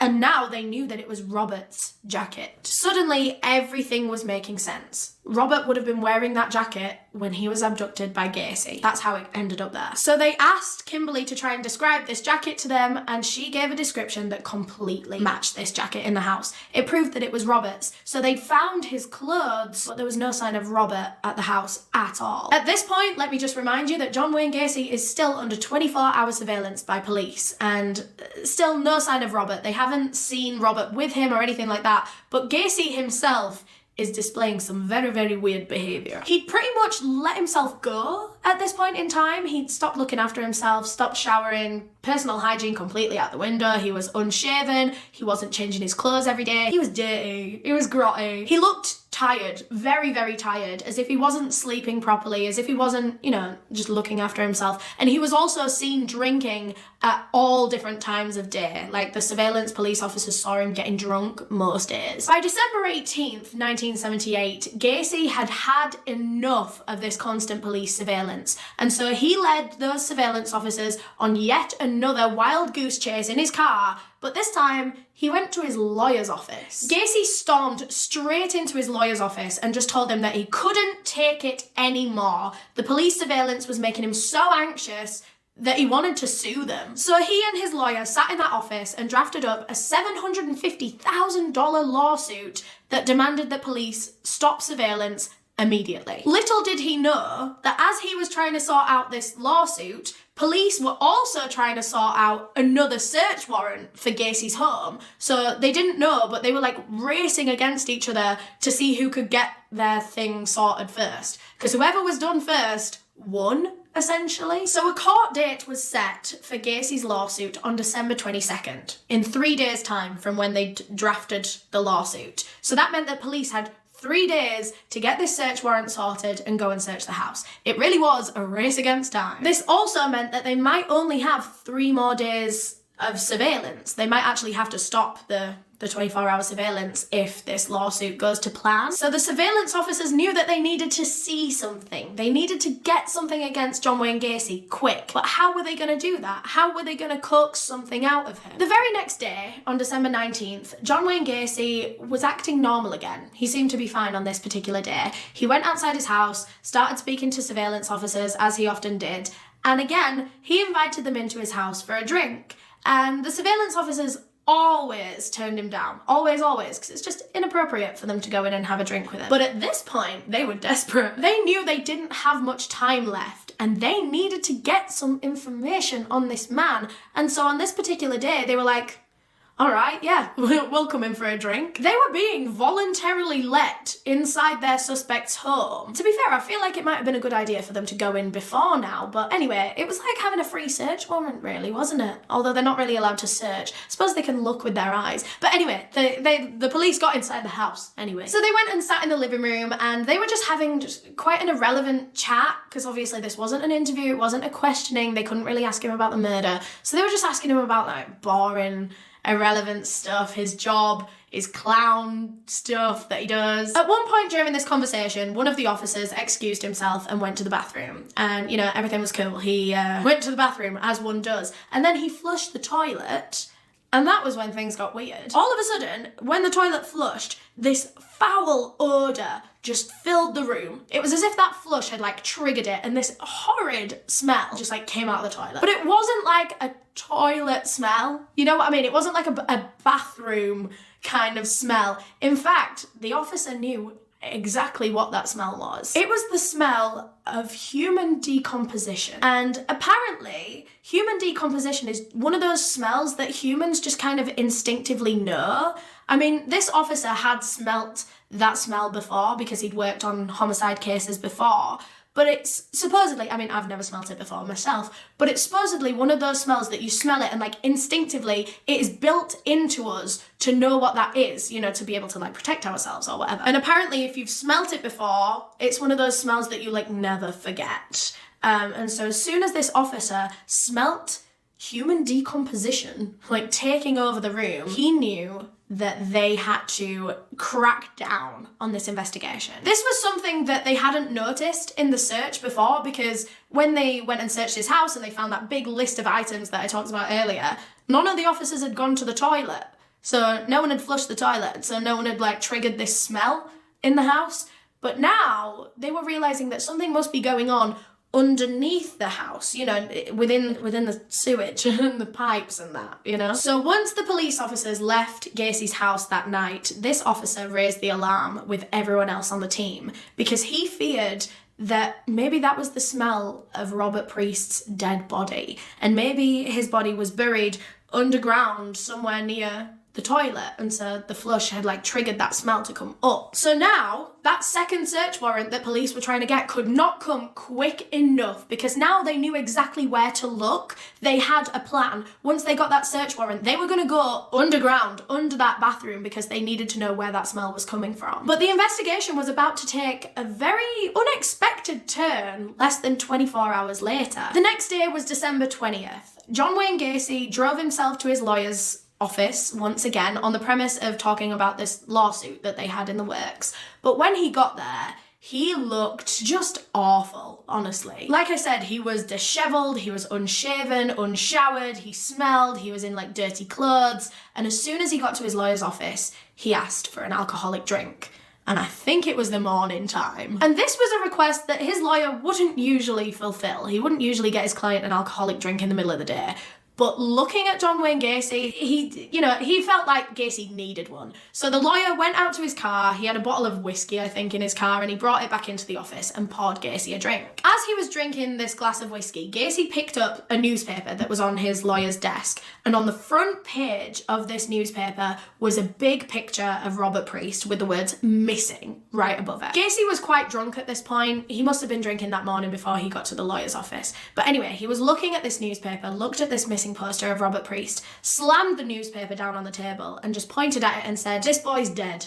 He's in a river." John Wayne Gacy then went on to tell his lawyer a horrific story of deceit, sexual assault, abduction, murder, everything that he had been doing in secret for years that no one knew about. In a drunken haze, Gacy admitted to his lawyer that he had murdered countless teenage boys. He described them all as male prostitutes, hustlers, liars. He described himself as the judge, the jury, and executioner of many, many people. He described how he had sexually assaulted, raped, and murdered every single one of these teenage boys and then hidden their corpses in the crawl space underneath his house. He said that most of his victims were buried in one big mass grave underneath his home, and he'd just been living on top of it for years now. But he also told his lawyer that the last 5 of his victims he couldn't fit in the crawl space. He had filled up this mass grave under his house, so the last 5 of his victims, their bodies were in a local river. Gacy described to his lawyer what he called the rope trick, where he would supposedly wake up in the morning and find dead, strangled kids on the floor of his bedroom, but supposedly he wouldn't know how they got there, how it happened, who the kids were. And midway through this confession to his lawyer, John Wayne Gacy just passes out. He was so drunk that he just knocked out. And his lawyer's just looking at him like, it's clear that the police surveillance that he had been under for so long had really, really gotten to him. Like, he was so anxious and stressed about it that he was getting so drunk to be able to like deal with it as a coping mechanism. And it seemed that today he had reached his breaking point. He had gotten so drunk that it still wasn't taking the stress away. So he had to come and confess all of this to his lawyer. Well, half of it, because he passed out in the middle. So once Gacy had passed out, of course his lawyer tried to wake him up, couldn't wake him up because he was proper like, well, you know when someone passes out from alcohol, they're like, they're out, there's no waking them up. So he decided that he was going to let Gacy just kind of sleep it off, and in the meantime, his lawyer called up a doctor, a psychiatrist, and booked in an assessment for Gacy first thing in the morning. And then the lawyer just sat in his office and waited for Gacy to wake up, and he was there for hours, until the next morning. It was literally until the next day. When he finally woke up the next day, Gacy had no memory of the whole confession that he'd given his lawyer the day before. Like, he couldn't remember anything that he said. He didn't even remember how he got to the lawyer's office. So now, the lawyer had to recount all of Gacy's confession back to him. He had to tell Gacy that he had admitted to murdering over 30 different boys and men. And when the lawyer told him that, Gacy just froze. He didn't know how to respond. He couldn't believe that he had just admitted all of that to his lawyer. He just shook his head and said, well, I can't think about this right now. And then he stood up and left his lawyer's office. He knew that the lawyer had booked him a psychiatric assessment because he'd already told him when he woke up. So Gacy knew that he was walking away and leaving this appointment that had been made. But he didn't care. He didn't care that the doctor was on his way to the office right now. He didn't care. He was in a state of panic now after finding out that he had just admitted all of this. Obviously, when Gacy walked outside of his lawyer's office and got back into his car, the surveillance officers were still there. They'd been parked outside the lawyer's office all night waiting for Gacy to come out. So Gacy set off driving. I think he went to a gas station, filled up his car, and of course, the surveillance officers followed him there, watched him the whole time. And at this point, Gacy knew that he had just admitted to all of the murders to his lawyer, and he knew it was only a matter of time until that got back to the police. The lawyer was not going to keep that information to himself. There's no chance. Gacy knew that any moment now, this could all be over. And so he decided that he was going to have a little bit of fun with it while he still could. He went to this gas station, put the gas in his car, and then he went inside the little shop bit to go and pay for it. And he just pulled out a bag of weed and gave it to the cashier, knowing that the surveillance officers were watching and they could see this, but they weren't going to do anything about it because they were supposed to be watching it for murdery things, not for drugs. Yeah, he just handed it to this young girl behind the counter and just said, the end is coming. These guys are gonna kill me. The next thing John Wayne Gacy did, because he knew that the end was coming, he decided that he was gonna go and say all of his goodbyes to everyone that he loved, starting with one of his closest and longest friends, a man named Ronald Rhodes. He arrived at Ronald's house and just ran straight up to him, wrapped his arms around him, and gave him the biggest, longest hug ever, which Ronald found kind of weird because they weren't usually an affectionate pair. They didn't hug ever, especially not this long. Immediately, as soon as this hug started happening, Ronald knew that something big was happening because they'd never hugged like this before. Something must be going on, but he was not expecting what he was about to hear from Gacy. Halfway through this hug, Gacy just burst into tears, hysterical, crying. He pulled away from the hug and he tried to speak, but he could barely get his words out. And then he ended up muttering the words, "I've been a bad boy. I killed 30 people, give or take a few." I don't know what Ronald's response to this was. I really couldn't find much about this interaction. But after that, Gacy went and jumped back in his car and went to his next destination. And that next destination might actually surprise you. He wanted to go and meet up with his two former lodgers, David Cram and Michael Rossi. Of course, the surveillance officers followed him all the way there, and they were watching him as he was driving, and it looked as though he was like praying. He kept grabbing his rosary beads and like holding them close, putting them on his chin. He seemed like he was praying. He was talking the whole time as he was driving. Of course, they couldn't hear what he was saying, but he seemed very, very distressed. Like, they could tell that he was not in a good mental state at this point. So yeah, Gacy went to go and meet David and Michael. I don't know where he met them, and the surveillance officers really didn't see much of this because I think all the men went inside somewhere, so they didn't see what happened. They didn't hear any conversation. But the next thing the surveillance officers saw was all three of the men came out of wherever they were, and they jumped into David Cram's car this time instead of Gacy's car. So now we'll flip to David's point of view. David is the one driving the car. Gacy demanded, actually, that David drive to another one of Gacy's Gacy's lawyer's offices. I think he had like 2-3 lawyers, and he had a meeting scheduled there. So David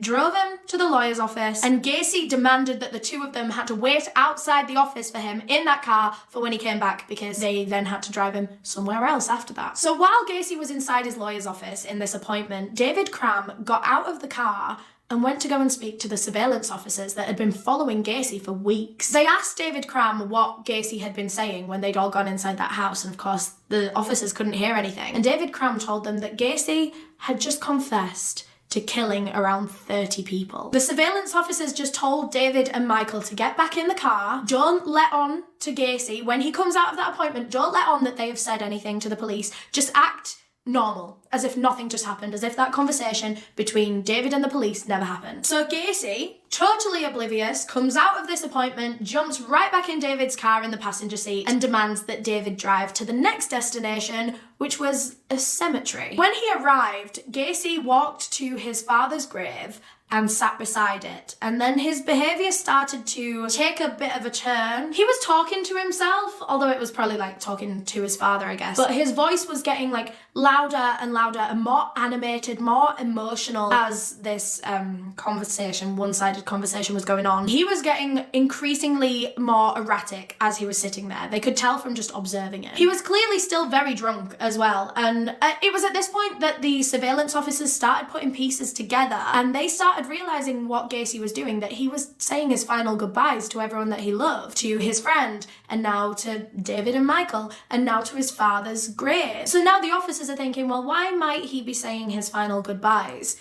Is it because he's about to take his own life? They knew they had to do something. If that was the way that it was going, they needed to do something before Gacy could kill himself. And so they called the police back at the station, their higher ups, and they basically told them the situation. Look, we think Gacy is on a suicide mission right now. He's saying his goodbyes. He might kill himself before the end of the day. What do we do? And the higher ups told them to just go in and arrest him, because they can't risk him killing himself. They need to arrest him for the murders that they believe that he is responsible for. Luckily for the surveillance officers, because they'd seen him handing the weed to that gas station cashier earlier in the day, they had an excuse to arrest him that was completely separate to the murders. They could arrest him on this drug charge, get him down to the police station, where he would then be under constant surveillance so he wouldn't be able to kill himself. Perfect. Actually, this was like the best case scenario, because that meant that he wasn't under police surveillance, so the lawsuit didn't matter anymore. And then by the time they would be able to search his house and hopefully get evidence to be able to arrest him for the murders,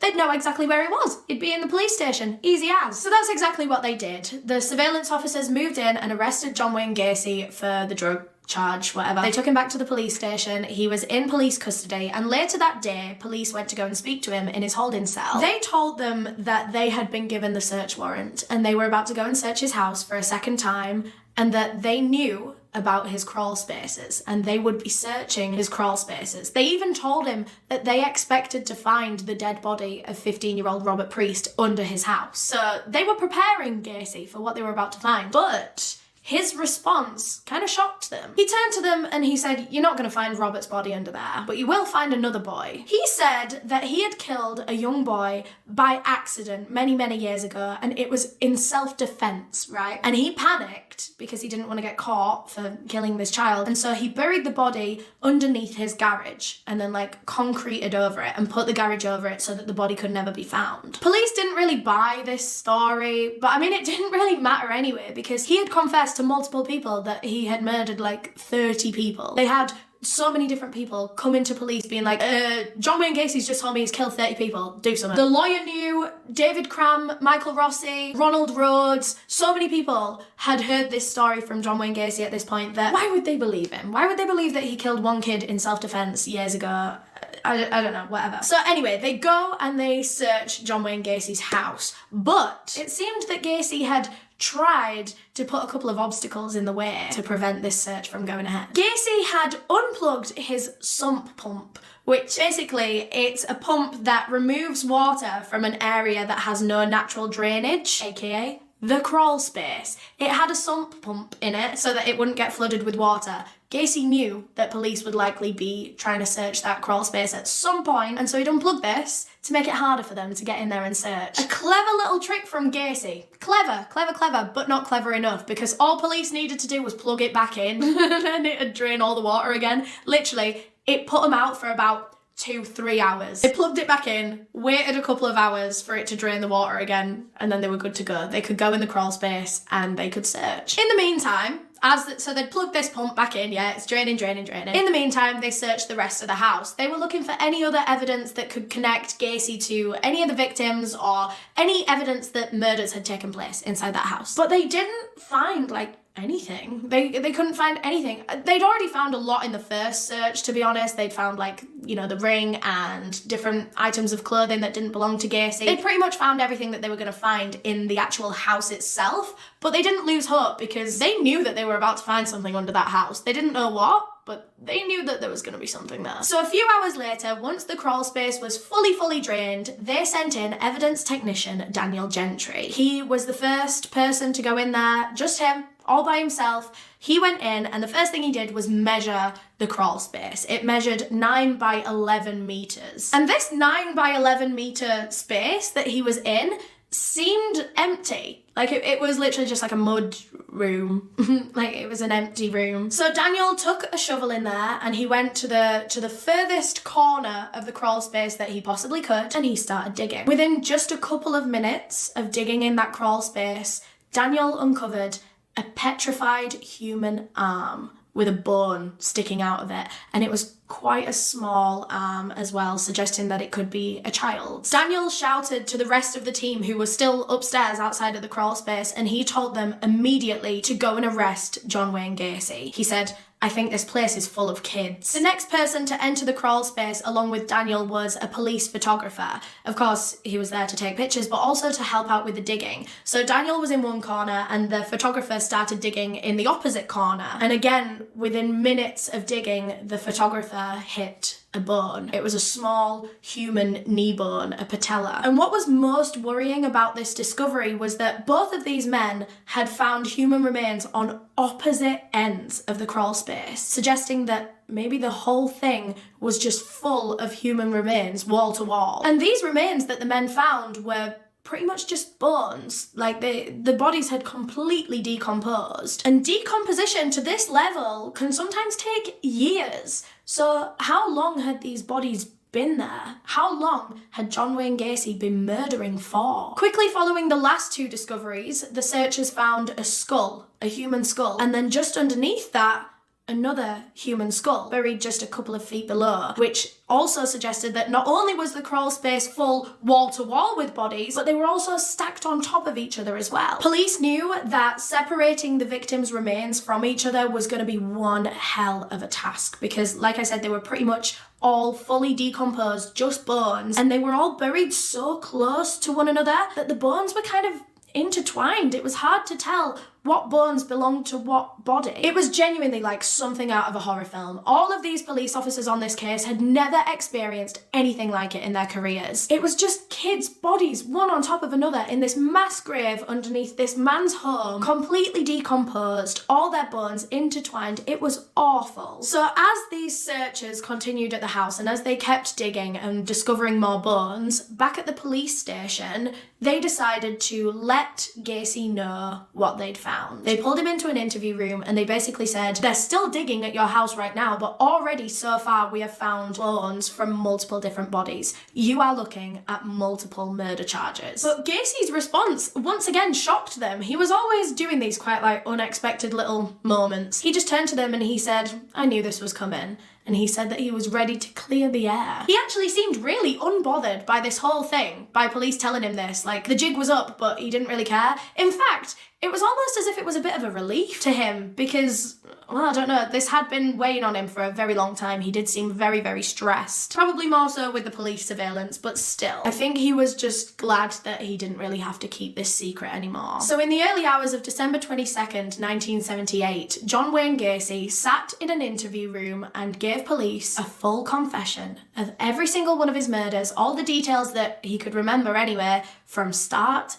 to finish. Over the last 6 years, Gacy claimed to have killed upwards of 30 different people from so many different places, including Chicago, Lombard, Uptown, Lakeview, Bensonville, the near North Side. I think those are all places in Illinois. He also claimed to have abducted boys from Kalamazoo in Michigan and Hammond in Indiana. I don't know when he was in those specific places, but while he was giving his confession to the police, and I'm gonna talk you through the whole confession, but as he was doing it, he couldn't remember barely any of the names of his victims, although in the aftermath, police did manage to piece most of it together using different identification methods. So I am going to include all the names that I can, even where Gacy didn't in his confession. So just keep that in mind, that he actually couldn't name most of these murder victims that we're about to talk about. And sadly, even still today, in 2022, there are 5 of John Wayne Gacy's victims that are still not identified. They've never been identified. So let's go right back to the start, shall we? To John Wayne Gacy's first ever murder that he committed almost 7 years before he sat and made this confession. It took place on January 3rd, 1972. At the time, he had just gotten married to his second wife, Carol, and Carol and her 2 daughters had moved into his farmhouse. Everything was going well. But on January 2nd, Gacy had been out at a family party, I believe, but without Carol and her kids. I don't know where Carol and the kids were, but Gacy was at this party alone, and then that night he was driving home alone. Well, actually, it was more the early hours of the morning. Gacy was driving through Chicago when he passed the bus station, and he saw a young boy sitting outside the closed bus station all alone in the cold. It was January. It was freezing. Chicago gets so cold in January. This young boy that was sat outside the bus station was 16-year-old Timothy Jack McCoy. Although, as Gacy was telling this story, he couldn't remember the boy's name or the boy's age. He simply referred to him as the Greyhound bus boy. Timothy had been in Michigan over Christmas, and now that Christmas was over, he was on his way back home to Nevada. But his bus wasn't until the next morning, and the bus station wasn't open overnight, and so he just had to wait outside in the freezing cold until the next morning when he could catch his bus. And when I say cold, I mean cold. Like, Chicago gets into minus temperatures in the winter. It was dangerous for Timothy to be sat outside in the cold for so long. But Timothy had no other choice. He had nowhere else to go. And Gacy told the police that seeing Timothy sitting outside that bus station, it really tugged on his heartstrings. What heartstrings? But anyway, really tugged on his heartstrings. I think we all know the real reason Gacy was interested in this boy. It wasn't because he wanted to help him, was it? But Gacy pulled over his car and went to go and speak with Timothy for a little while. He found out that Timothy was waiting for his bus and it wasn't going to be there until morning. And so Gacy offered a solution to get him out of the cold until his bus arrived. He said that he would take him on a driving tour of Chicago, show him around the city. He could sit in this nice warm car. They could kill a few hours until he could then bring him back to the bus station so that he could catch his bus in the morning. And Timothy was hardly in a position to turn down this offer. Like I said, it was dangerous for him to be outside in such cold temperatures, and so he agreed. He jumped in this stranger's car and just drove around with him for hours. So Gacy took him to all the touristy spots. I don't know what's in Chicago. I don't know. They drove around for ages. They ticked off all the touristy things. The 2 of them were chatting. They were getting to know each other. And once they'd kind of seen everything, what else is there to do? What do they do now? Gacy didn't want to just take him back to the bus station. He didn't want to leave this boy. He'd really taken a liking to him as they'd been chatting for hours. And so he turned to Timothy and he offered him a place to stay for the night. He said he would take him back home. He had a spare bedroom that he could stay in. And then in the morning, he could drop him back off at the bus station in time for him to catch the bus. So Timothy was over the moon with this. And by now, he felt that he could trust this man, because they'd been talking for hours and he hadn't done anything weird yet. So Timothy accepted. He went back to Gacy's house and he stayed in the spare bedroom. So Gacy told the police that he took Timothy back home, set him up in the spare bedroom, and then he himself, Gacy, went to sleep in his normal bed with his wife as usual. The next morning, Gacy says he woke up to see Timothy standing in his doorway looking really angry and holding a huge kitchen knife in his hand. Gacy was immediately struck with fear. This fight or flight kicked in and he jumped straight out of bed and went to try and knock the knife out of Timothy's hand. But in doing so, he actually slashed his arm. And actually Gacy still had this scar on his arm. He showed the police this scar on his arm that backed up the story. So now Gacy says that he has just been slashed by this kid holding a knife, and so now he has to go into self-defense mode. He starts fighting for his life, thinking that if he doesn't, Timothy's gonna kill him with this knife. And so Gacy starts punching him, kicking him, pushing him, trying to get him on the floor, whatever. Gacy said that he managed to push Timothy into a wardrobe and like close the door, but then Timothy managed to kick open the wardrobe. This sounds like a scene out of a film. And now Gacy flies into a fit of rage. He said he shouted at Timothy, saying, "Motherfucker, I'll kill you," before wrestling him to the ground, grabbing the knife and stabbing him. Frenzied stabbing this 16-year-old boy. He just kept going and going and going. All this adrenaline like flowing through his body until eventually he calmed down, he got off of Timothy, and he'd killed him. He had killed this boy. Well, actually, he was almost dead. Gacy said that he then laid down next to Timothy's body and just listened to the gurgulations, he called them, which was Timothy trying to breathe but gargling on his own blood. So up until this point, Gacy said that it had all been quite self-defense-y. You know, he said he flew off the handle towards the end, but that's because Timothy was fighting him. He said that the way that this altercation started, Timothy was the one angry, holding the knife, and Gacy was the one acting in self-defense, right? Based on the story that he just told, he doesn't seem like a cold-blooded killer, does he? That was until one comment that he made towards the end of the story. Gacy said that as he was laying there listening to the gurgulations, he said he really enjoyed listening to Timothy dying, listening to him gasping for breath. So much so that Gacy then described how he climbed up on top of Timothy and had a mind-numbing orgasm. He ejaculated over Timothy's body as he laid dying, and then he said, "That's when I realised that death was the ultimate thrill." Once he was done, Gacy then grabbed the knife, took it to the bathroom, washed the blood off of it, and then took it back to the kitchen where he was going to put it back in the drawer. But as he walked into the kitchen, his heart dropped when he realised the real situation that had just happened. In the kitchen, laid out on the side, were loads of different components to be able to make breakfast. There were 2 plates, 2 sets of cutlery, a carton of eggs, there was an uncut ham joint, whatever. And that was when Gacy realised that Timothy hadn't been trying to kill anyone. When he was holding that knife, it was because he'd come to Gacy's bedroom in the middle of making him breakfast, probably as a thank you for letting him stay over. But Gacy had taken it the wrong way, thought that Timothy was about to kill him, and instead murdered him in self-defense. But it didn't matter what the situation was, Gacy was now a murderer. And he had a dead body laying on his bedroom floor, a dead body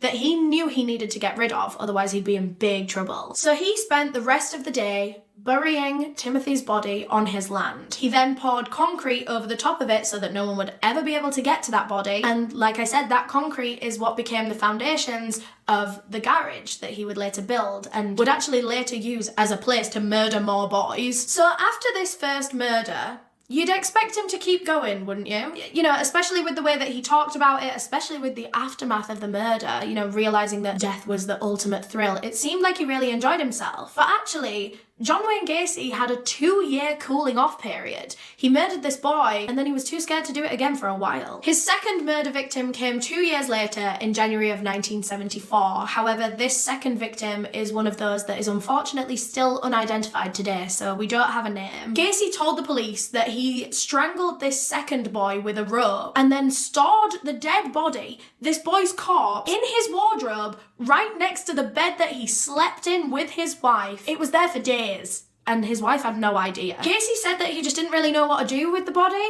He didn't know what to do. He didn't know where to put it. He didn't know what he was going to do. So he was just storing it in the wardrobe for the time being until he decided something. But the decomposition process began very quickly, as expected, and within a few days, a foul smell was filling their bedroom. Although his wife didn't actually seem to notice, or she didn't seem too bothered by it anyway. But then Gacy realised that the body was leaking fluids out of his nose and his mouth. And actually it was like leaking out onto the carpet, staining the carpet. It was causing a horrid smell. Gacy knew that he needed to do something about this. And this was when he started getting David Cram to dig out the crawl space underneath their house. He dug it all out and eventually Gacy moved the body from the wardrobe into the crawl space. This was the first body in that crawl space. And he actually made a comment to police as he was giving this whole confession. He told police that he'd learnt his lesson from this second murder. He knew what he needed to do differently next time, you know, because the bodily fluids leaking out of this guy. He said that from this point on, with most of his future victims, if he knew that he was going to have to store the body for a few days before he could bury it, he would always stuff their mouth or like their orifices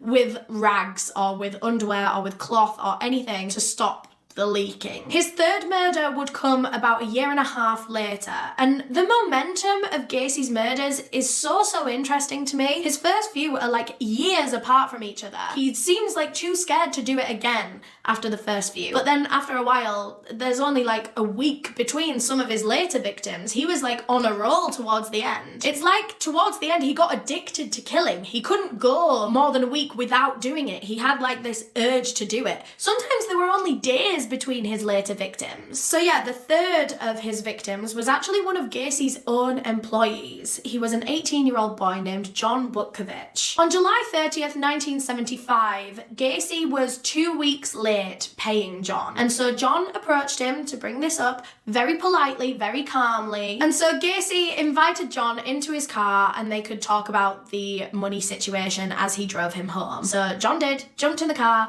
and the two of them drove to Gacy's house. When they arrived, Gacy invited John in for a drink or two, which he accepted. He came inside and the two of them ended up getting absolutely wasted. Like, they had way more than 2 drinks. And once Gacy was sure that John was super drunk, he told him about this magic trick that he knew. He knew how to get out of a pair of handcuffs by magic, you know, without using a key. So he demonstrated this to John. He put the handcuffs on behind his back, he wriggled around for a little while, and then all of a sudden, oh, he's out. It's magic. He tells John that he can teach him how to do this, and John's like, hell yeah, I want to know how to get out of handcuffs as if by magic. So Gacy goes and puts the handcuffs on John behind his back, so now he's all cuffed up. And then Gacy reveals that there was no magic trick. In fact, the magic trick was him using the key to get out of the handcuffs. He had the key in his pocket, he'd undone them behind his back, and now there was no way for John to get out of those handcuffs that Gacy had just put him in. It was all just a trick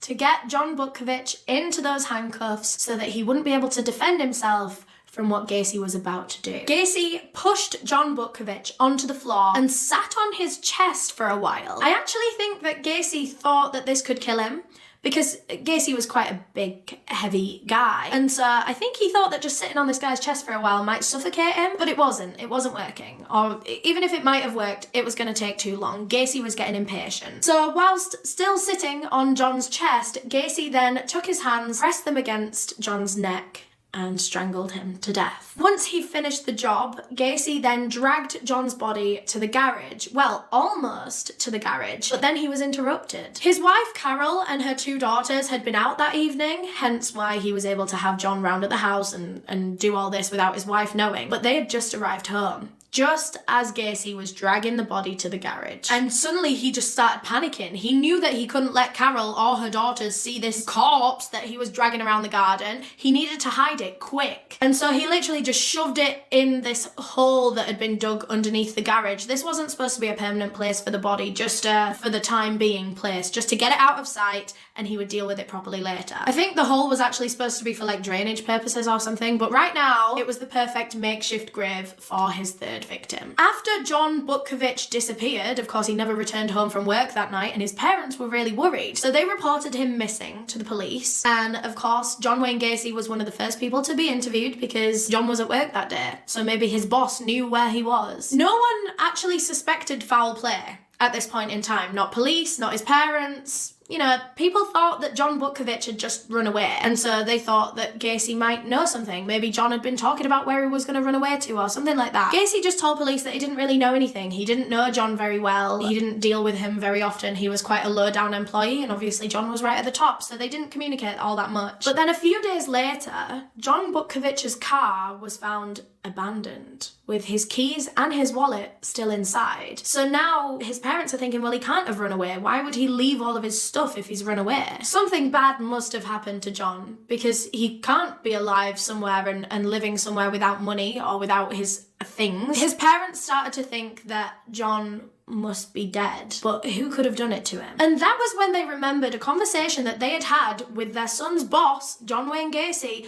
the day after John went missing. They'd asked him if he'd seen John on the day that he disappeared, and Gacy actually said yes. He admitted that he had been the last person to see John on the day that he left work for the very last time. And in fact, he'd been very honest about the conversation that they'd had, that he was late on his payments and that John had to confront him about it. They had a friendly, polite, calm conversation. Gacy agreed to pay him. Gacy assured John's parents that the conversation ended well. He promised to pay him. There was no bad energy, no lingering negativity there. But his parents just didn't believe it. They didn't believe Gacy. They were suspicious of him. They were suspicious of their son's boss, and they made it no secret. They asked police time and time again to look into this man because they knew something was going on. They just knew it. Police did speak to Gacy a few times in relation to the disappearance, but overall, police didn't believe it. They believed in the runaway theory. They believed that John was out there, he wanted to run away, he didn't want to be found, and so eventually they just kind of dropped it. And it was after this third murder that Gacy decided that he no longer wanted to have sex with his wife, Carol. That was when he kind of realised that he just wasn't interested in women. He was only interested in teenage boys.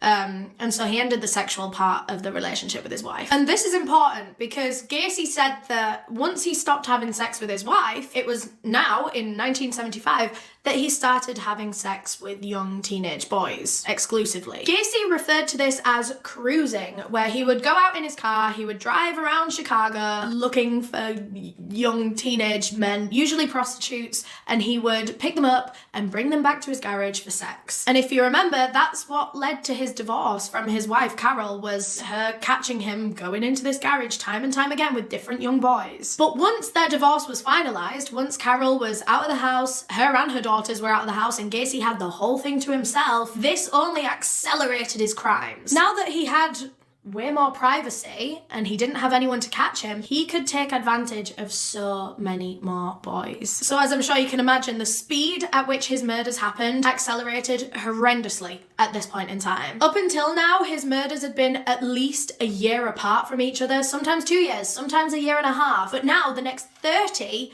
out of 33 murders took place over the next 2 years. He did 30 in the space of 2 years, from 1976 to 1978. It's hard to believe that over 2 years, someone can murder 30 plus young men and no one notices. No one even suspects anything. But actually, it turns out that the neighbours did see and hear some suspicious stuff, but they never really thought of it as suspicious at the time. They never really put two and two together. Because, to be honest, there was no 2 and 2 to put together. Let's remember how respected John Wayne Gacy was in that community. Everyone loved him. So when these weird little things would happen, tiny little suspicious things, people would talk themselves out of it, thinking like, oh no, John Wayne Gacy would never be up to anything weird. He's an angel. But yeah, neighbours did notice that once Carol left, John Wayne Gacy's behaviour changed quite a lot. He suddenly became quite stressed and erratic. He was seen leaving the house late at night. He was seen returning in the early hours of the morning. He suddenly seemed to have no routine, no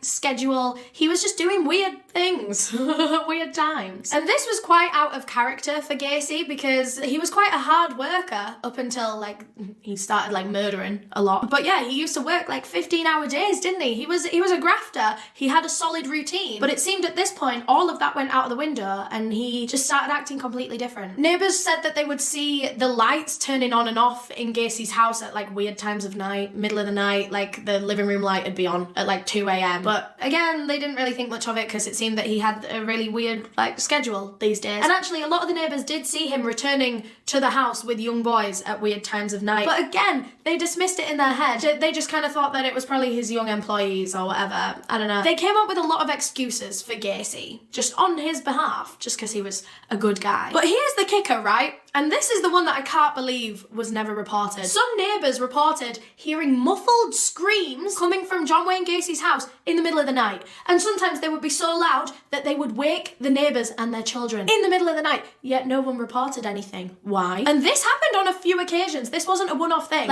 This happened multiple times. They would be awoken to screams coming from John Wayne Gacy's house, which is so hard to believe that they didn't report anything. I don't know why they didn't report anything. I feel like if this had been in 2022, that would have been reported, hopefully. If you ever hear anything like that, please report it, Jesus. So anyway, Gacy's fourth murder took place about a month after his divorce was finalised. And he went out that night specifically looking for a young man to lure in, to rape, and to murder. He went out looking specifically for his next victim. He drove around for a while until he saw 18-year-old Daryl Sampson on the side of the road. He pulled over, got talking to Daryl, don't know what the conversation was about, but somehow he managed to get Daryl voluntarily to get into his car and come home with him. But Gacy did the exact same thing to Daryl as he had to his previous victims. He murdered him, and actually this time he stuffed a rag down his throat to avoid any leakages. He had learnt from his previous mistakes. He buried the body underneath his house in the crawl space, and exactly a month later he was out looking for his next victim. It was May 14th, 1976 when 15-year-old Randall Reffert went missing on his way home from school. He was walking home from school and just never made it home. Then just a few hours later, another young boy went missing from that same area. This time it was 14-year-old Sam Stapleton, and Gacy claimed responsibility for both of these abductions. He said that he abducted them both separately, picked them up off the side of the road, and drove them back to his house where he raped and murdered them. He saved both of the bodies and then ended up burying them together next to each other in the crawl space. So already his murders are picking up at an alarming rate, 2 in one day. Just 3 weeks later, on June 3rd, Gacy claimed his 7th murder victim. This time it was 17-year-old Michael Bonin. Michael was strangled to death with a ligature, and then Gacy actually buried him under the floorboards of his spare bedroom. Not sure why he didn't put this one in the crawl space, but the spare bedroom is where he would let his lodgers sleep, and sometimes his victims would sleep in there for a few hours before he would murder them. So little did David Cram know, Michael Rossi know, that they were sleeping on top of a dead body under the floorboards. And the murders picked up once again. He was about to claim 4 more victims in the next 6 weeks. His 8th victim was 16-year-old William Carroll. We don't know too much about this one other than he was strangled and buried in the crawl space. His 9th victim was 16-year-old James Harkinson, and the last time James was heard from was actually a mysterious phone call that he made to his parents, although I don't think he said anything in this phone call and then the line cut out.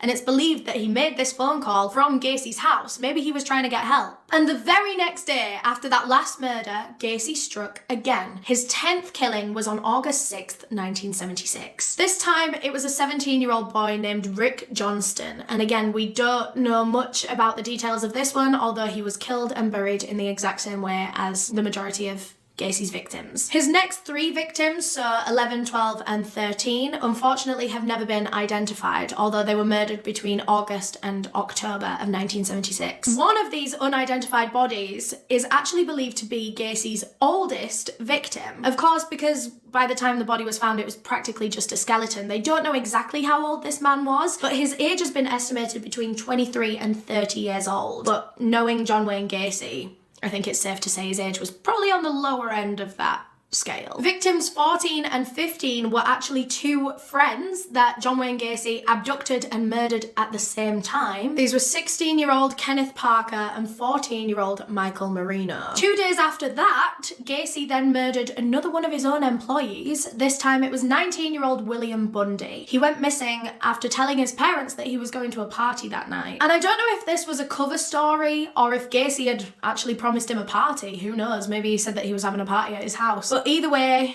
it ended the exact same as most of his other murders did. He lured William back to his house, strangled him, and then buried his body in the crawl space. At some point during November or December, Gacy couldn't remember exactly when this one was, he abducted his 17th victim. This time it was 21-year-old Francis Alexander. In December of 1976, Gacy got a call one day informing him that one of his employees hadn't shown up at work, 17-year-old Gregory Godzik. But Gacy wasn't worried, because he knew exactly where Gregory Godzik was. Just a few weeks prior, Gregory had been round at John Wayne Gacy's house, helping to dig out some trenches underneath his house, supposedly for some tiling. That was one of Gregory's first jobs that he ever had with the contracting company. Little did Gregory know that he had just dug his own grave, and just a couple of weeks later, he would be strangled and buried in that crawl space by his own boss, making him the serial killer clown's 18th victim now. But this one was a very close call for John Wayne Gacy, because when Gregory Godzik went missing, he told his parents exactly where he was going that night. He was going to his boss's house to go and help out with a job. So of course, when Gregory didn't return home that night, his parents got worried, they called his boss, and this is where things start to get a little bit weird. Gacy told the Godzik family that Gregory had been very, very unhappy for a very long time. In fact, he'd been crying at work, he'd been so distressed and so unhappy with his life that he had decided to run away from home completely. And this came as a total shock to the Godzik family because he wasn't sad. Well, as far as they were aware, Gregory was so fine. He was happy. He had a great life. They had no inkling that he could be sad at all. That being said, Gacy did seem quite genuine in the conversation that he had with the Godzik family, and so in the end, they just kind of believed him. Maybe Gregory could confide in his boss in a way that he never could with his family, and maybe that's why Gacy knew so much about his emotional state when his family didn't. Who knows, maybe he was just close with his boss. Gacy even told the Godzik family that at some point, since he'd run away, since he'd been missing, that he'd actually received a voicemail from him. And Gregory had said that he was doing all right and, you know, whatever. And so the family were like, oh my God, please let us listen to this voicemail. And then Gacy went to go and get it and he was like, oh, looks like I've deleted it by accident. Oh, I'm sorry. Convenient. In the end, his family just believed Gacy. They just believed that Gregory had run away,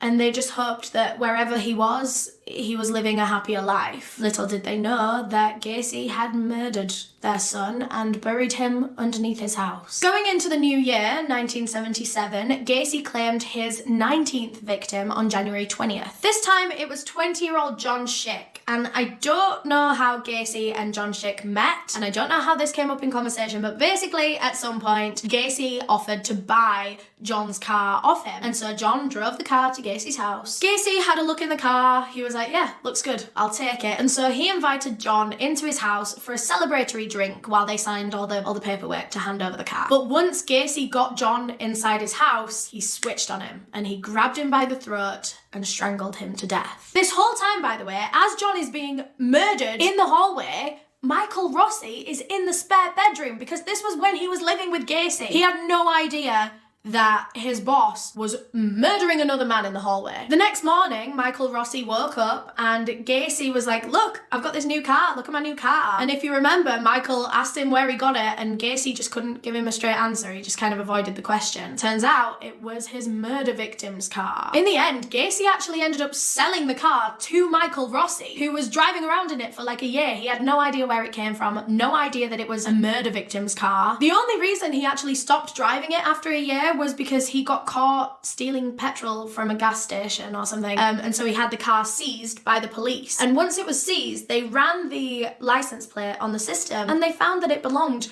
to a missing man, John Schick. Luckily for Gacy, police didn't really look into it. Michael Rossi said that he'd just been given the car as a gift and he had no idea that it belonged to a missing man, and police just kind of dropped it, although it would have been useful for them to look into that, wouldn't it? Gacy got a lucky escape again, but I just want to take you back to the first search that police did of John Wayne Gacy's home. Do you remember they found that high school ring from 1975 and it had those initials JAS engraved in it? That was John Schick's ring that police found. So after this murder, Gacy's confidence was a little bit knocked. This didn't happen often to him, but it was. He had nearly been caught twice in a row now, and so he decided to lay low for a couple of months. But then by March 15th, 1977, Gacy was ready to get back to business and claim his 20th murder victim. This time, it was a 20-year-old man named John Prestige. That night, John had gone out to a restaurant with some friends and seemed to have gone missing on the walk home. He never made it home that night. His disappearance remained unsolved for so many years. Police had no leads in this disappearance case. Well, not until years later when John Wayne Gacy sat there and confessed to abducting, murdering, and burying this man under his house. Had Gacy never confessed to all these murders, I don't know if they would ever have known what happened to John Prestige. To be fair, I think that's the case with quite a few of these. At this point, by the way, this was the 20th body in the crawl space.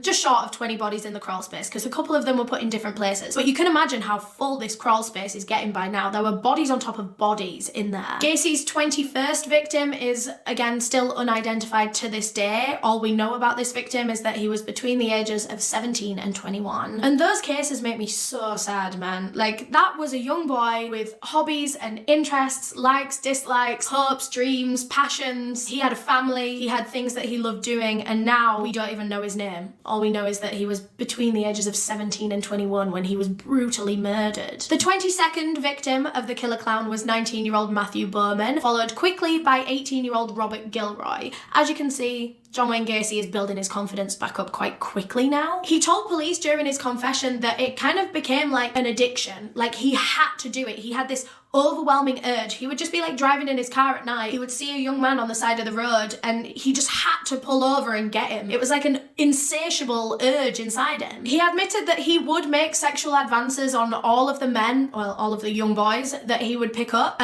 Some of them would consent and reciprocate those sexual favors, and some of them would turn him down. And in that case, if they would turn him down, Gacy would just forcefully rape them anyway. He would handcuff them or tie them up so that they couldn't escape him. In some cases, he would even gag them or shove something down their throat to stop them from screaming. We're nowhere near the end, by the way. We've still got a lot to go. His 24th victim was 19-year-old John Mowery. Again, he picked him up, drove him home, raped him, strangled him, and buried him in the crawl space. From October to December of 1977, Gacy was on a roll. Once again, he killed about 5 more victims in the space of 6 weeks. These 5 victims over the space of 6 weeks were 21-year-old Russell Nelson, 16-year-old Robert Winch, 19-year-old David Talsma, and 20-year-old Tommy Bowling, who actually had a baby at home, which is so sad. And you might have noticed that I only said 4 names when I said he had 5 victims in 6 weeks, and that's because the 5th of those victims was actually one of John Wayne Gacy's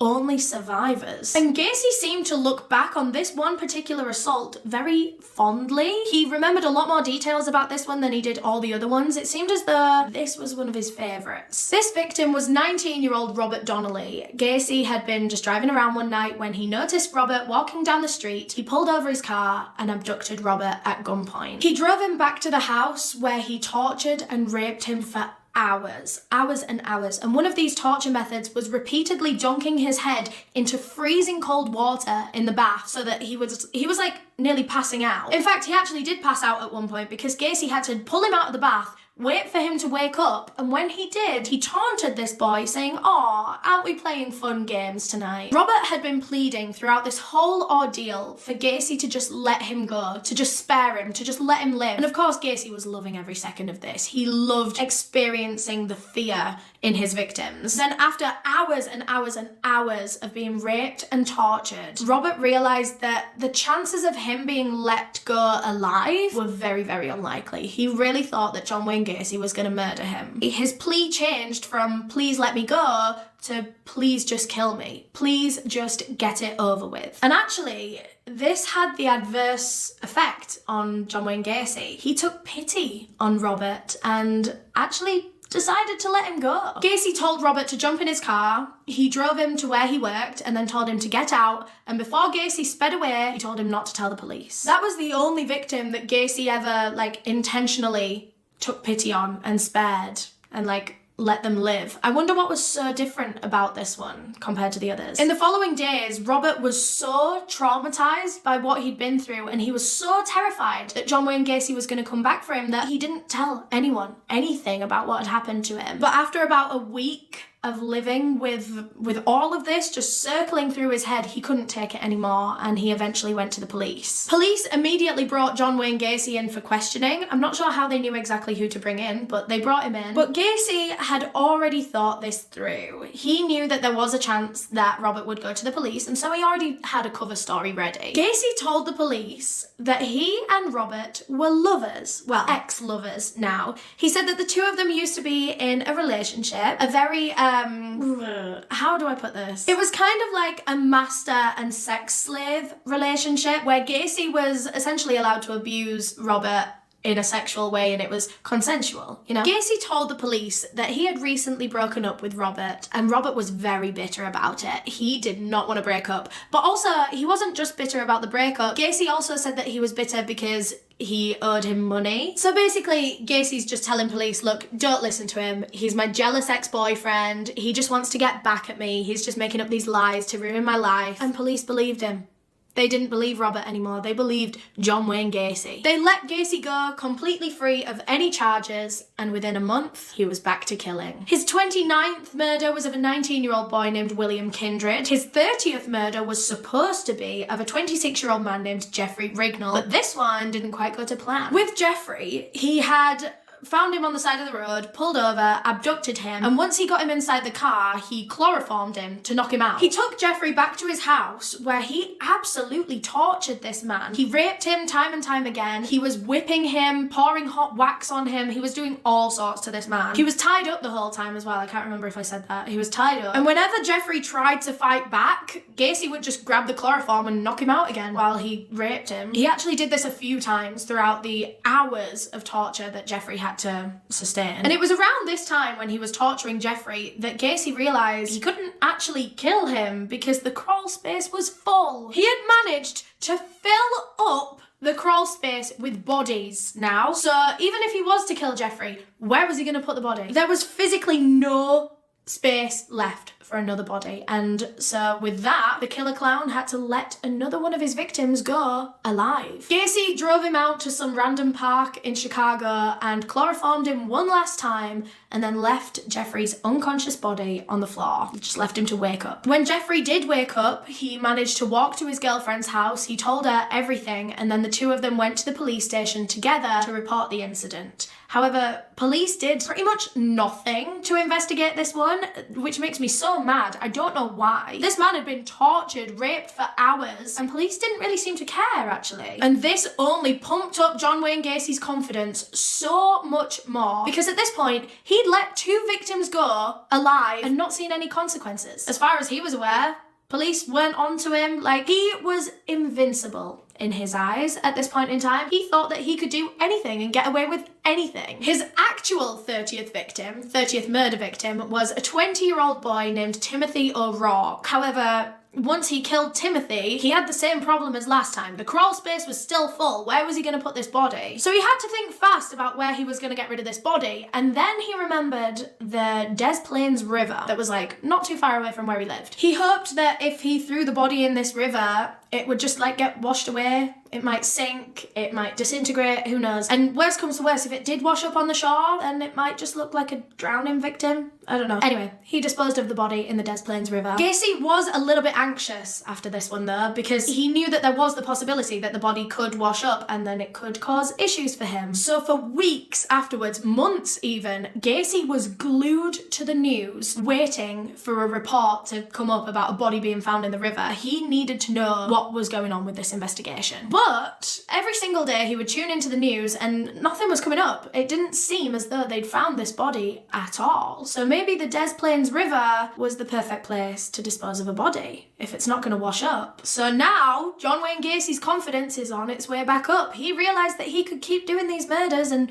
probably keep getting away with them if he kept putting the bodies in the river. He waited nearly 5 months before committing his next murder because he was that anxious, and this one actually took place on November 4th, 1978. This time he abducted and strangled an 18-year-old boy named Frank Landegin, and again he disposed of the body in the Des Plaines River, but this time it didn't quite go to plan. It didn't go as smoothly as the first one because about a week later, Frank's naked body washed up on the riverbank. Police were called and they of course recovered the body, but they weren't able to identify it, and they actually couldn't figure out how Frank had died either. And so this wasn't categorized as a murder, there wasn't a major investigation, so Gacy still got away with it. Well, that was until he confessed later on, and then police knew that he was responsible. And actually, I mean, you would think this would scare John Wayne Gacy a little bit because he's a little bit anxious at this point in time. But actually, it really didn't put him off, and he was ready to kill again a week later. This time, he abducted 20-year-old James Mazzara, who was walking home from a Thanksgiving dinner. He abducted him, raped him, tortured him, murdered him, and then disposed of his body in the Des Plaines River. And then John Wayne Gacy's 33rd and final victim was, of course, course, 15-year-old Robert Priest on December 11th, 1978. This was the murder that kickstarted this whole investigation, the start of the end for Gacy. Gacy had denied involvement in this disappearance the whole time police had been questioning him, up until now when he was given this full confession, and he finally confessed that yes, he had abducted Robert Priest, and yes, he had murdered him. But now we have more details on how this went down. So Gacy told the police that he had met up with Robert outside of the pharmacy, told him that he had a job for him, and that was how he managed to lure him back to his house. Robert willingly got in Gacy's car and he drove him back. Once he was there, he did the old handcuff magic trick method thing, you know, where there's no magic trick and he just gets to handcuff his victim. And once he did, he turned to Robert Priest and said, "I'm going to rape you and you can't do anything about it." Gacy tied a piece of rope around Robert's neck as he cried hysterically. And in that moment, Gacy's phone started ringing. Before he got up to go and answer the phone, Gacy made sure that the rope was tied as tight as he possibly could around Robert's neck so that he couldn't make any noise, so that he couldn't disturb the phone call. It was just a business call for Gacy, nothing too exciting, but Robert had to sit there and listen to this as he was slowly being strangled to death by this rope around his neck. And that is where John Wayne Gacy ended his confession. 33 murders plus more victims on top of that. So police now needed to connect John Wayne Gacy's confession to the physical evidence that they had, you know, all those bodies in the crawl space. So the next thing they did, they asked him to draw out a map of the crawl space and try and map out where as many of the bodies were as he could possibly remember. And the next day, a full archaeological investigation was launched to try and recover as many bones as they possibly could from under this man's house. And this was such a tricky investigation. As I said earlier in the video, imagine how hard this would be. All the bodies were so packed in there, so close together. They were all just skeletons at this point in time. It was so hard for them to be able to tell what bone belonged to what body. And all of these investigators that were down there in the crawl space, they had to be so careful, like where they were moving, where they were standing, because, well, honestly, everywhere they stood, they were standing on a body. They couldn't help it. There was nowhere else to stand. In the end, they had to pretty much dismantle the whole of John Wayne Gacy's house to be able to get to all of these bodies. They had to rip up all the floorboards. They pretty much just gutted the whole house. They had specialists sifting through the soil for weeks and weeks and weeks, looking for even the tiniest little fragments of bones, maybe some teeth, anything that could help identify these bodies. And as they started to identify these remains underneath the house, they were starting to learn more and more about each individual murder. Like victim number 5, Randall Raffet, he was one of the first to be found with a cloth still inside his mouth. The cloth was still in his skeleton when his remains were found. At first, police thought it was a gag. You know, he'd been gagged as he was being murdered and then it had just been left in there. But after they heard John Wayne Gacy's confession, they realised that he'd probably just stuffed this rag inside Randall's mouth to stop any leakages. Victim number 7, Michael Bonin, was one of the first to be found with a piece of cloth around his neck bones, suggesting that whatever had been used to strangle him had just been left around his neck when his body was buried. Timothy McCoy, Gacy's first ever victim, you know, the one that he stabbed to death and it was all supposedly an accident, when his remains were recovered, they found loads of little notches in his ribs, which, I mean, backs up Gacy's story that he stabbed him multiple times. And just a bit of a side note, I find this one particular murder quite interesting. It was his first ever one, and this was the only bloody murder that Gacy carried out. After this one, he decided he didn't want to use knives for some reason. I don't think he ever explained why he changed his murder method to strangulation after this. I don't know if he didn't like the act of stabbing Timothy that much, or I don't know. I don't know if the blood was too messy.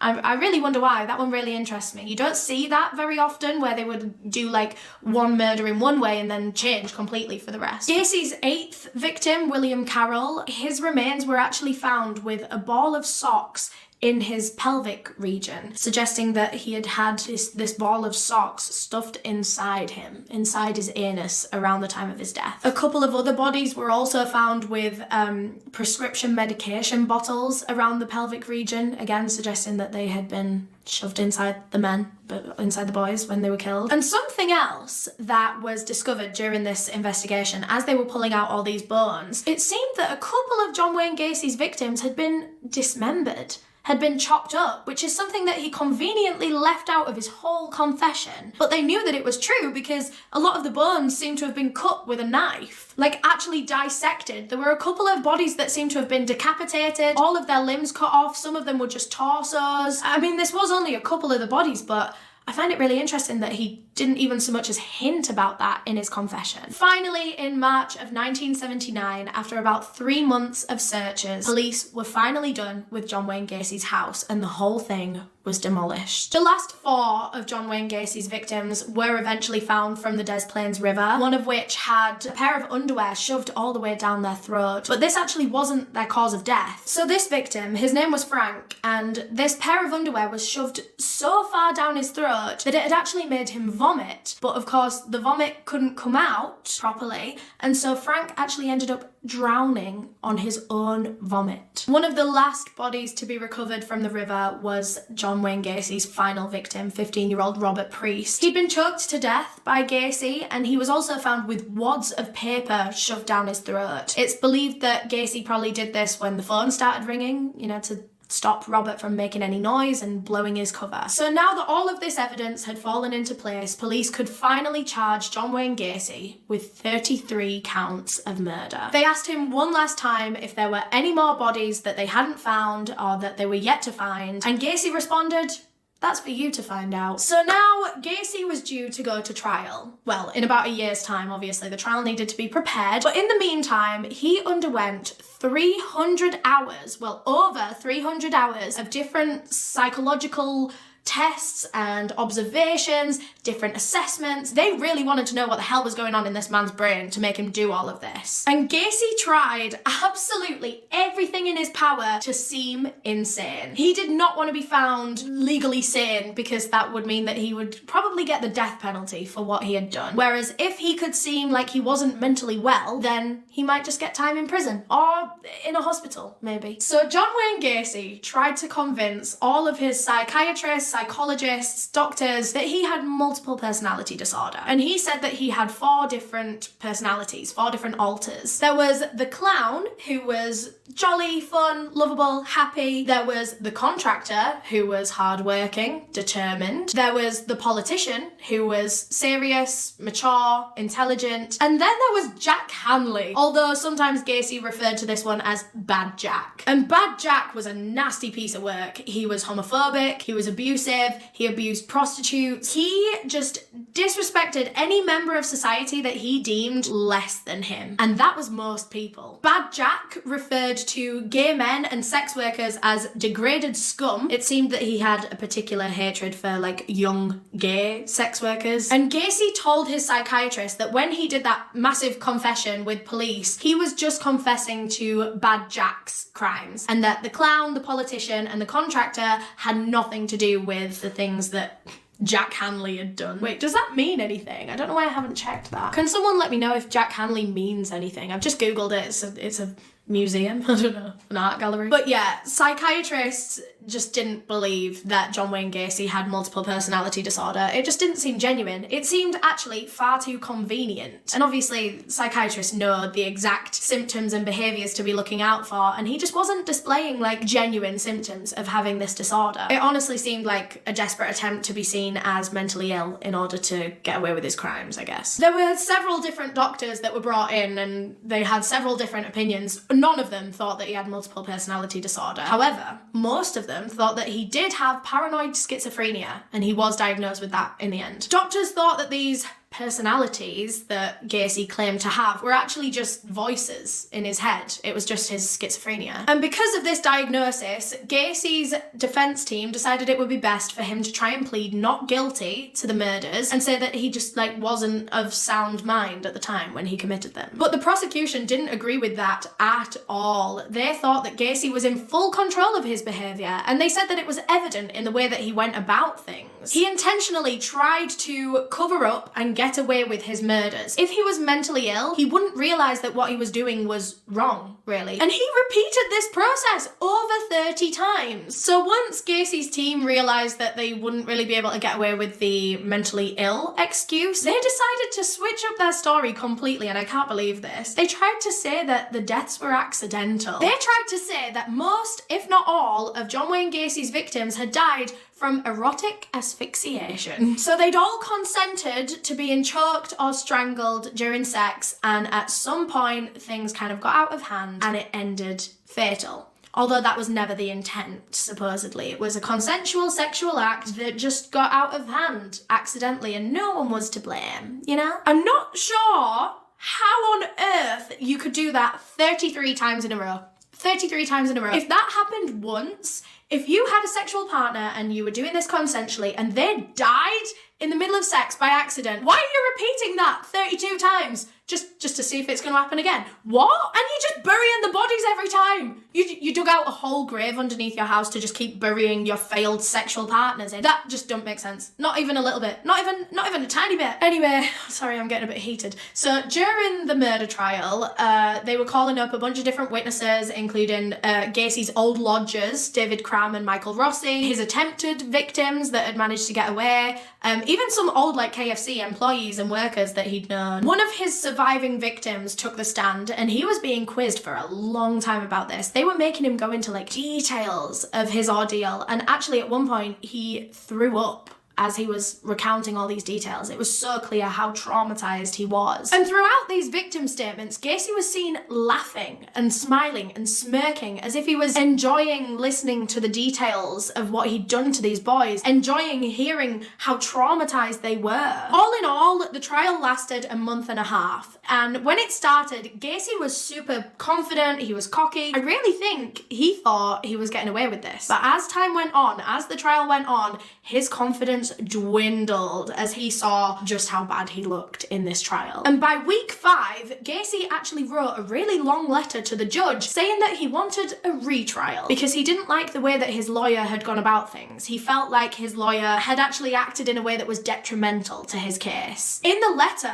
Gacy said that he didn't agree with the insanity plea. He didn't want to give that plea, and he actually wanted to testify for himself, but his lawyers weren't going to let him. He was saying that his lawyers just wanted to do things their way and he wanted to do things his way. And the judge basically wrote back and said, shut up. He was basically like, look, we're not doing a retrial. If you want to take the stand and testify, you can. No one's stopping you. Your lawyer can't stop you doing that, but we're not going to retrial. And once the judge said that, Gacy shut up completely. He was just like, yeah, no, never mind. I don't want to take the stand anymore. At the end of the trial, the prosecution called John Wayne Gacy the worst of all murderers and said that he had caused more human devastation than many earthly catastrophes. He had killed more people than a lot of earthquakes, than a lot of hurricanes had. Gacy's defense came back to that and said that he was just a man driven by compulsions that he was unable to control. He was mentally ill and therefore not at fault for any of this. His team said that they really didn't think that Gacy would benefit from being behind bars, from just being like locked away in a cell. They said that he needed treatment, he needed help, he needed medication and counselling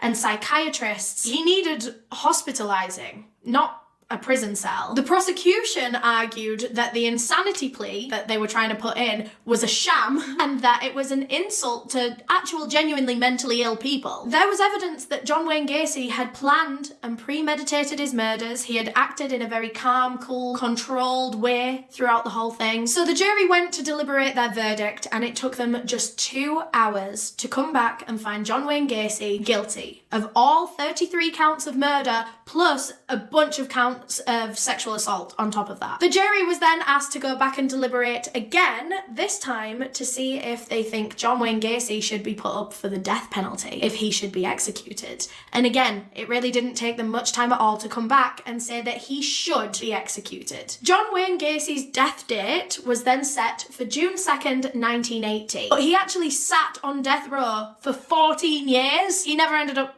dying on that day. He died 14 years later. He was just chilling in prison for 14 years. Basically, I think it's because he tried to appeal the decision so many times that it just kept having to like get pushed back and back and back. I don't know if that was just a tactic for him to like stay alive a bit longer. I don't know, because realistically, was it ever going to get overturned? No, you're John Wayne Gacy, you're the killer clown. In those 14 years that he was just chilling in prison, just on death row, John Wayne Gacy did a lot of press interviews. A lot. Yeah, for a serial killer, he did a lot of press interviews. And in these interviews, there's quite a few interesting quotes, actually. In one of them, he said that he didn't believe in hitting children. What? A 33-time murderer, torturer, rapist doesn't believe in hitting children. I mean, what? He also collaborated with an author to publish a book, and the title of this book, man. It was called Buried Dreams. And essentially this book was just like a serial killer biography of his life, and he gave some details about some of the murders. I don't know how that book was allowed to be made, and I'll be fuming if he made any money off that. But there was actually an upside to this book being made, because Gacy went into quite a bit more detail in this book than he had in his confession to the police. And this book actually led to 2 more of the unidentified bodies eventually being identified. I will have named them in this video, so I don't know which 2 bodies they were, but at least we know about them now. Also, in his time on death row, John Wayne Gacy actually ended up getting into a fight with another serial killer named Henry Brisbane. They'd always had power struggles between the 2 of them, between Gacy and Brisbane, because they were both the serial killers of the wing. You know, they both wanted to be like top dog, the scariest guy on that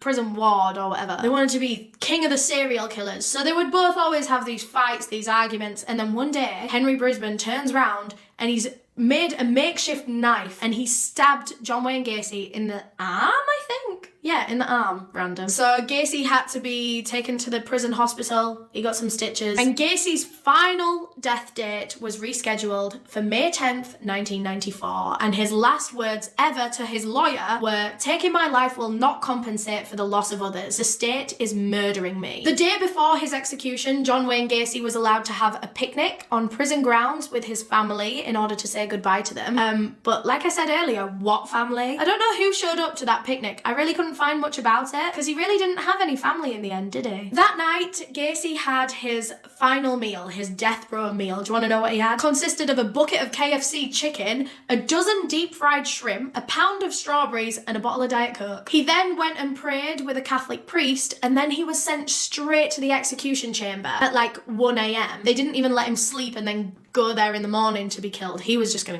do it now, just get it over with. It was gonna be done by lethal injection, and it was, but everything didn't quite go to plan. So the way that the lethal injection works, or worked in this instance, was that Gacy was gonna be given 3 different drugs, one after the other after the other. The first one is to sedate the person, which is supposed to try and make it like the most humane way of killing someone. Like, they're not gonna feel anything, they're just out cold, and then they die. They fall asleep forever. The second injection that they get is to paralyze all their muscles, and then the third injection is finally the one that kills them. That is the one that stops the heart and causes them to die. So yeah, like I said, they're given one and then the other and then the other. So they set him all up, everything's going well, they get the IV in his arm and they inject the first one to sedate him. But as they inject it into, like, you know, the tubes and everything, it crystallized in the tube. They couldn't get it into Gacy's body. This was really weird. This had never happened before. So they had to disconnect it all and like get new equipment and remeasure out all the different, you know, things. So yeah, anyway, they disconnected it all, reconnected it all, injected him, and this time it worked. And John Wayne Gacy was executed. The killer clown was pronounced dead just before 1 a.m. on May 10th, 1994. His last words ever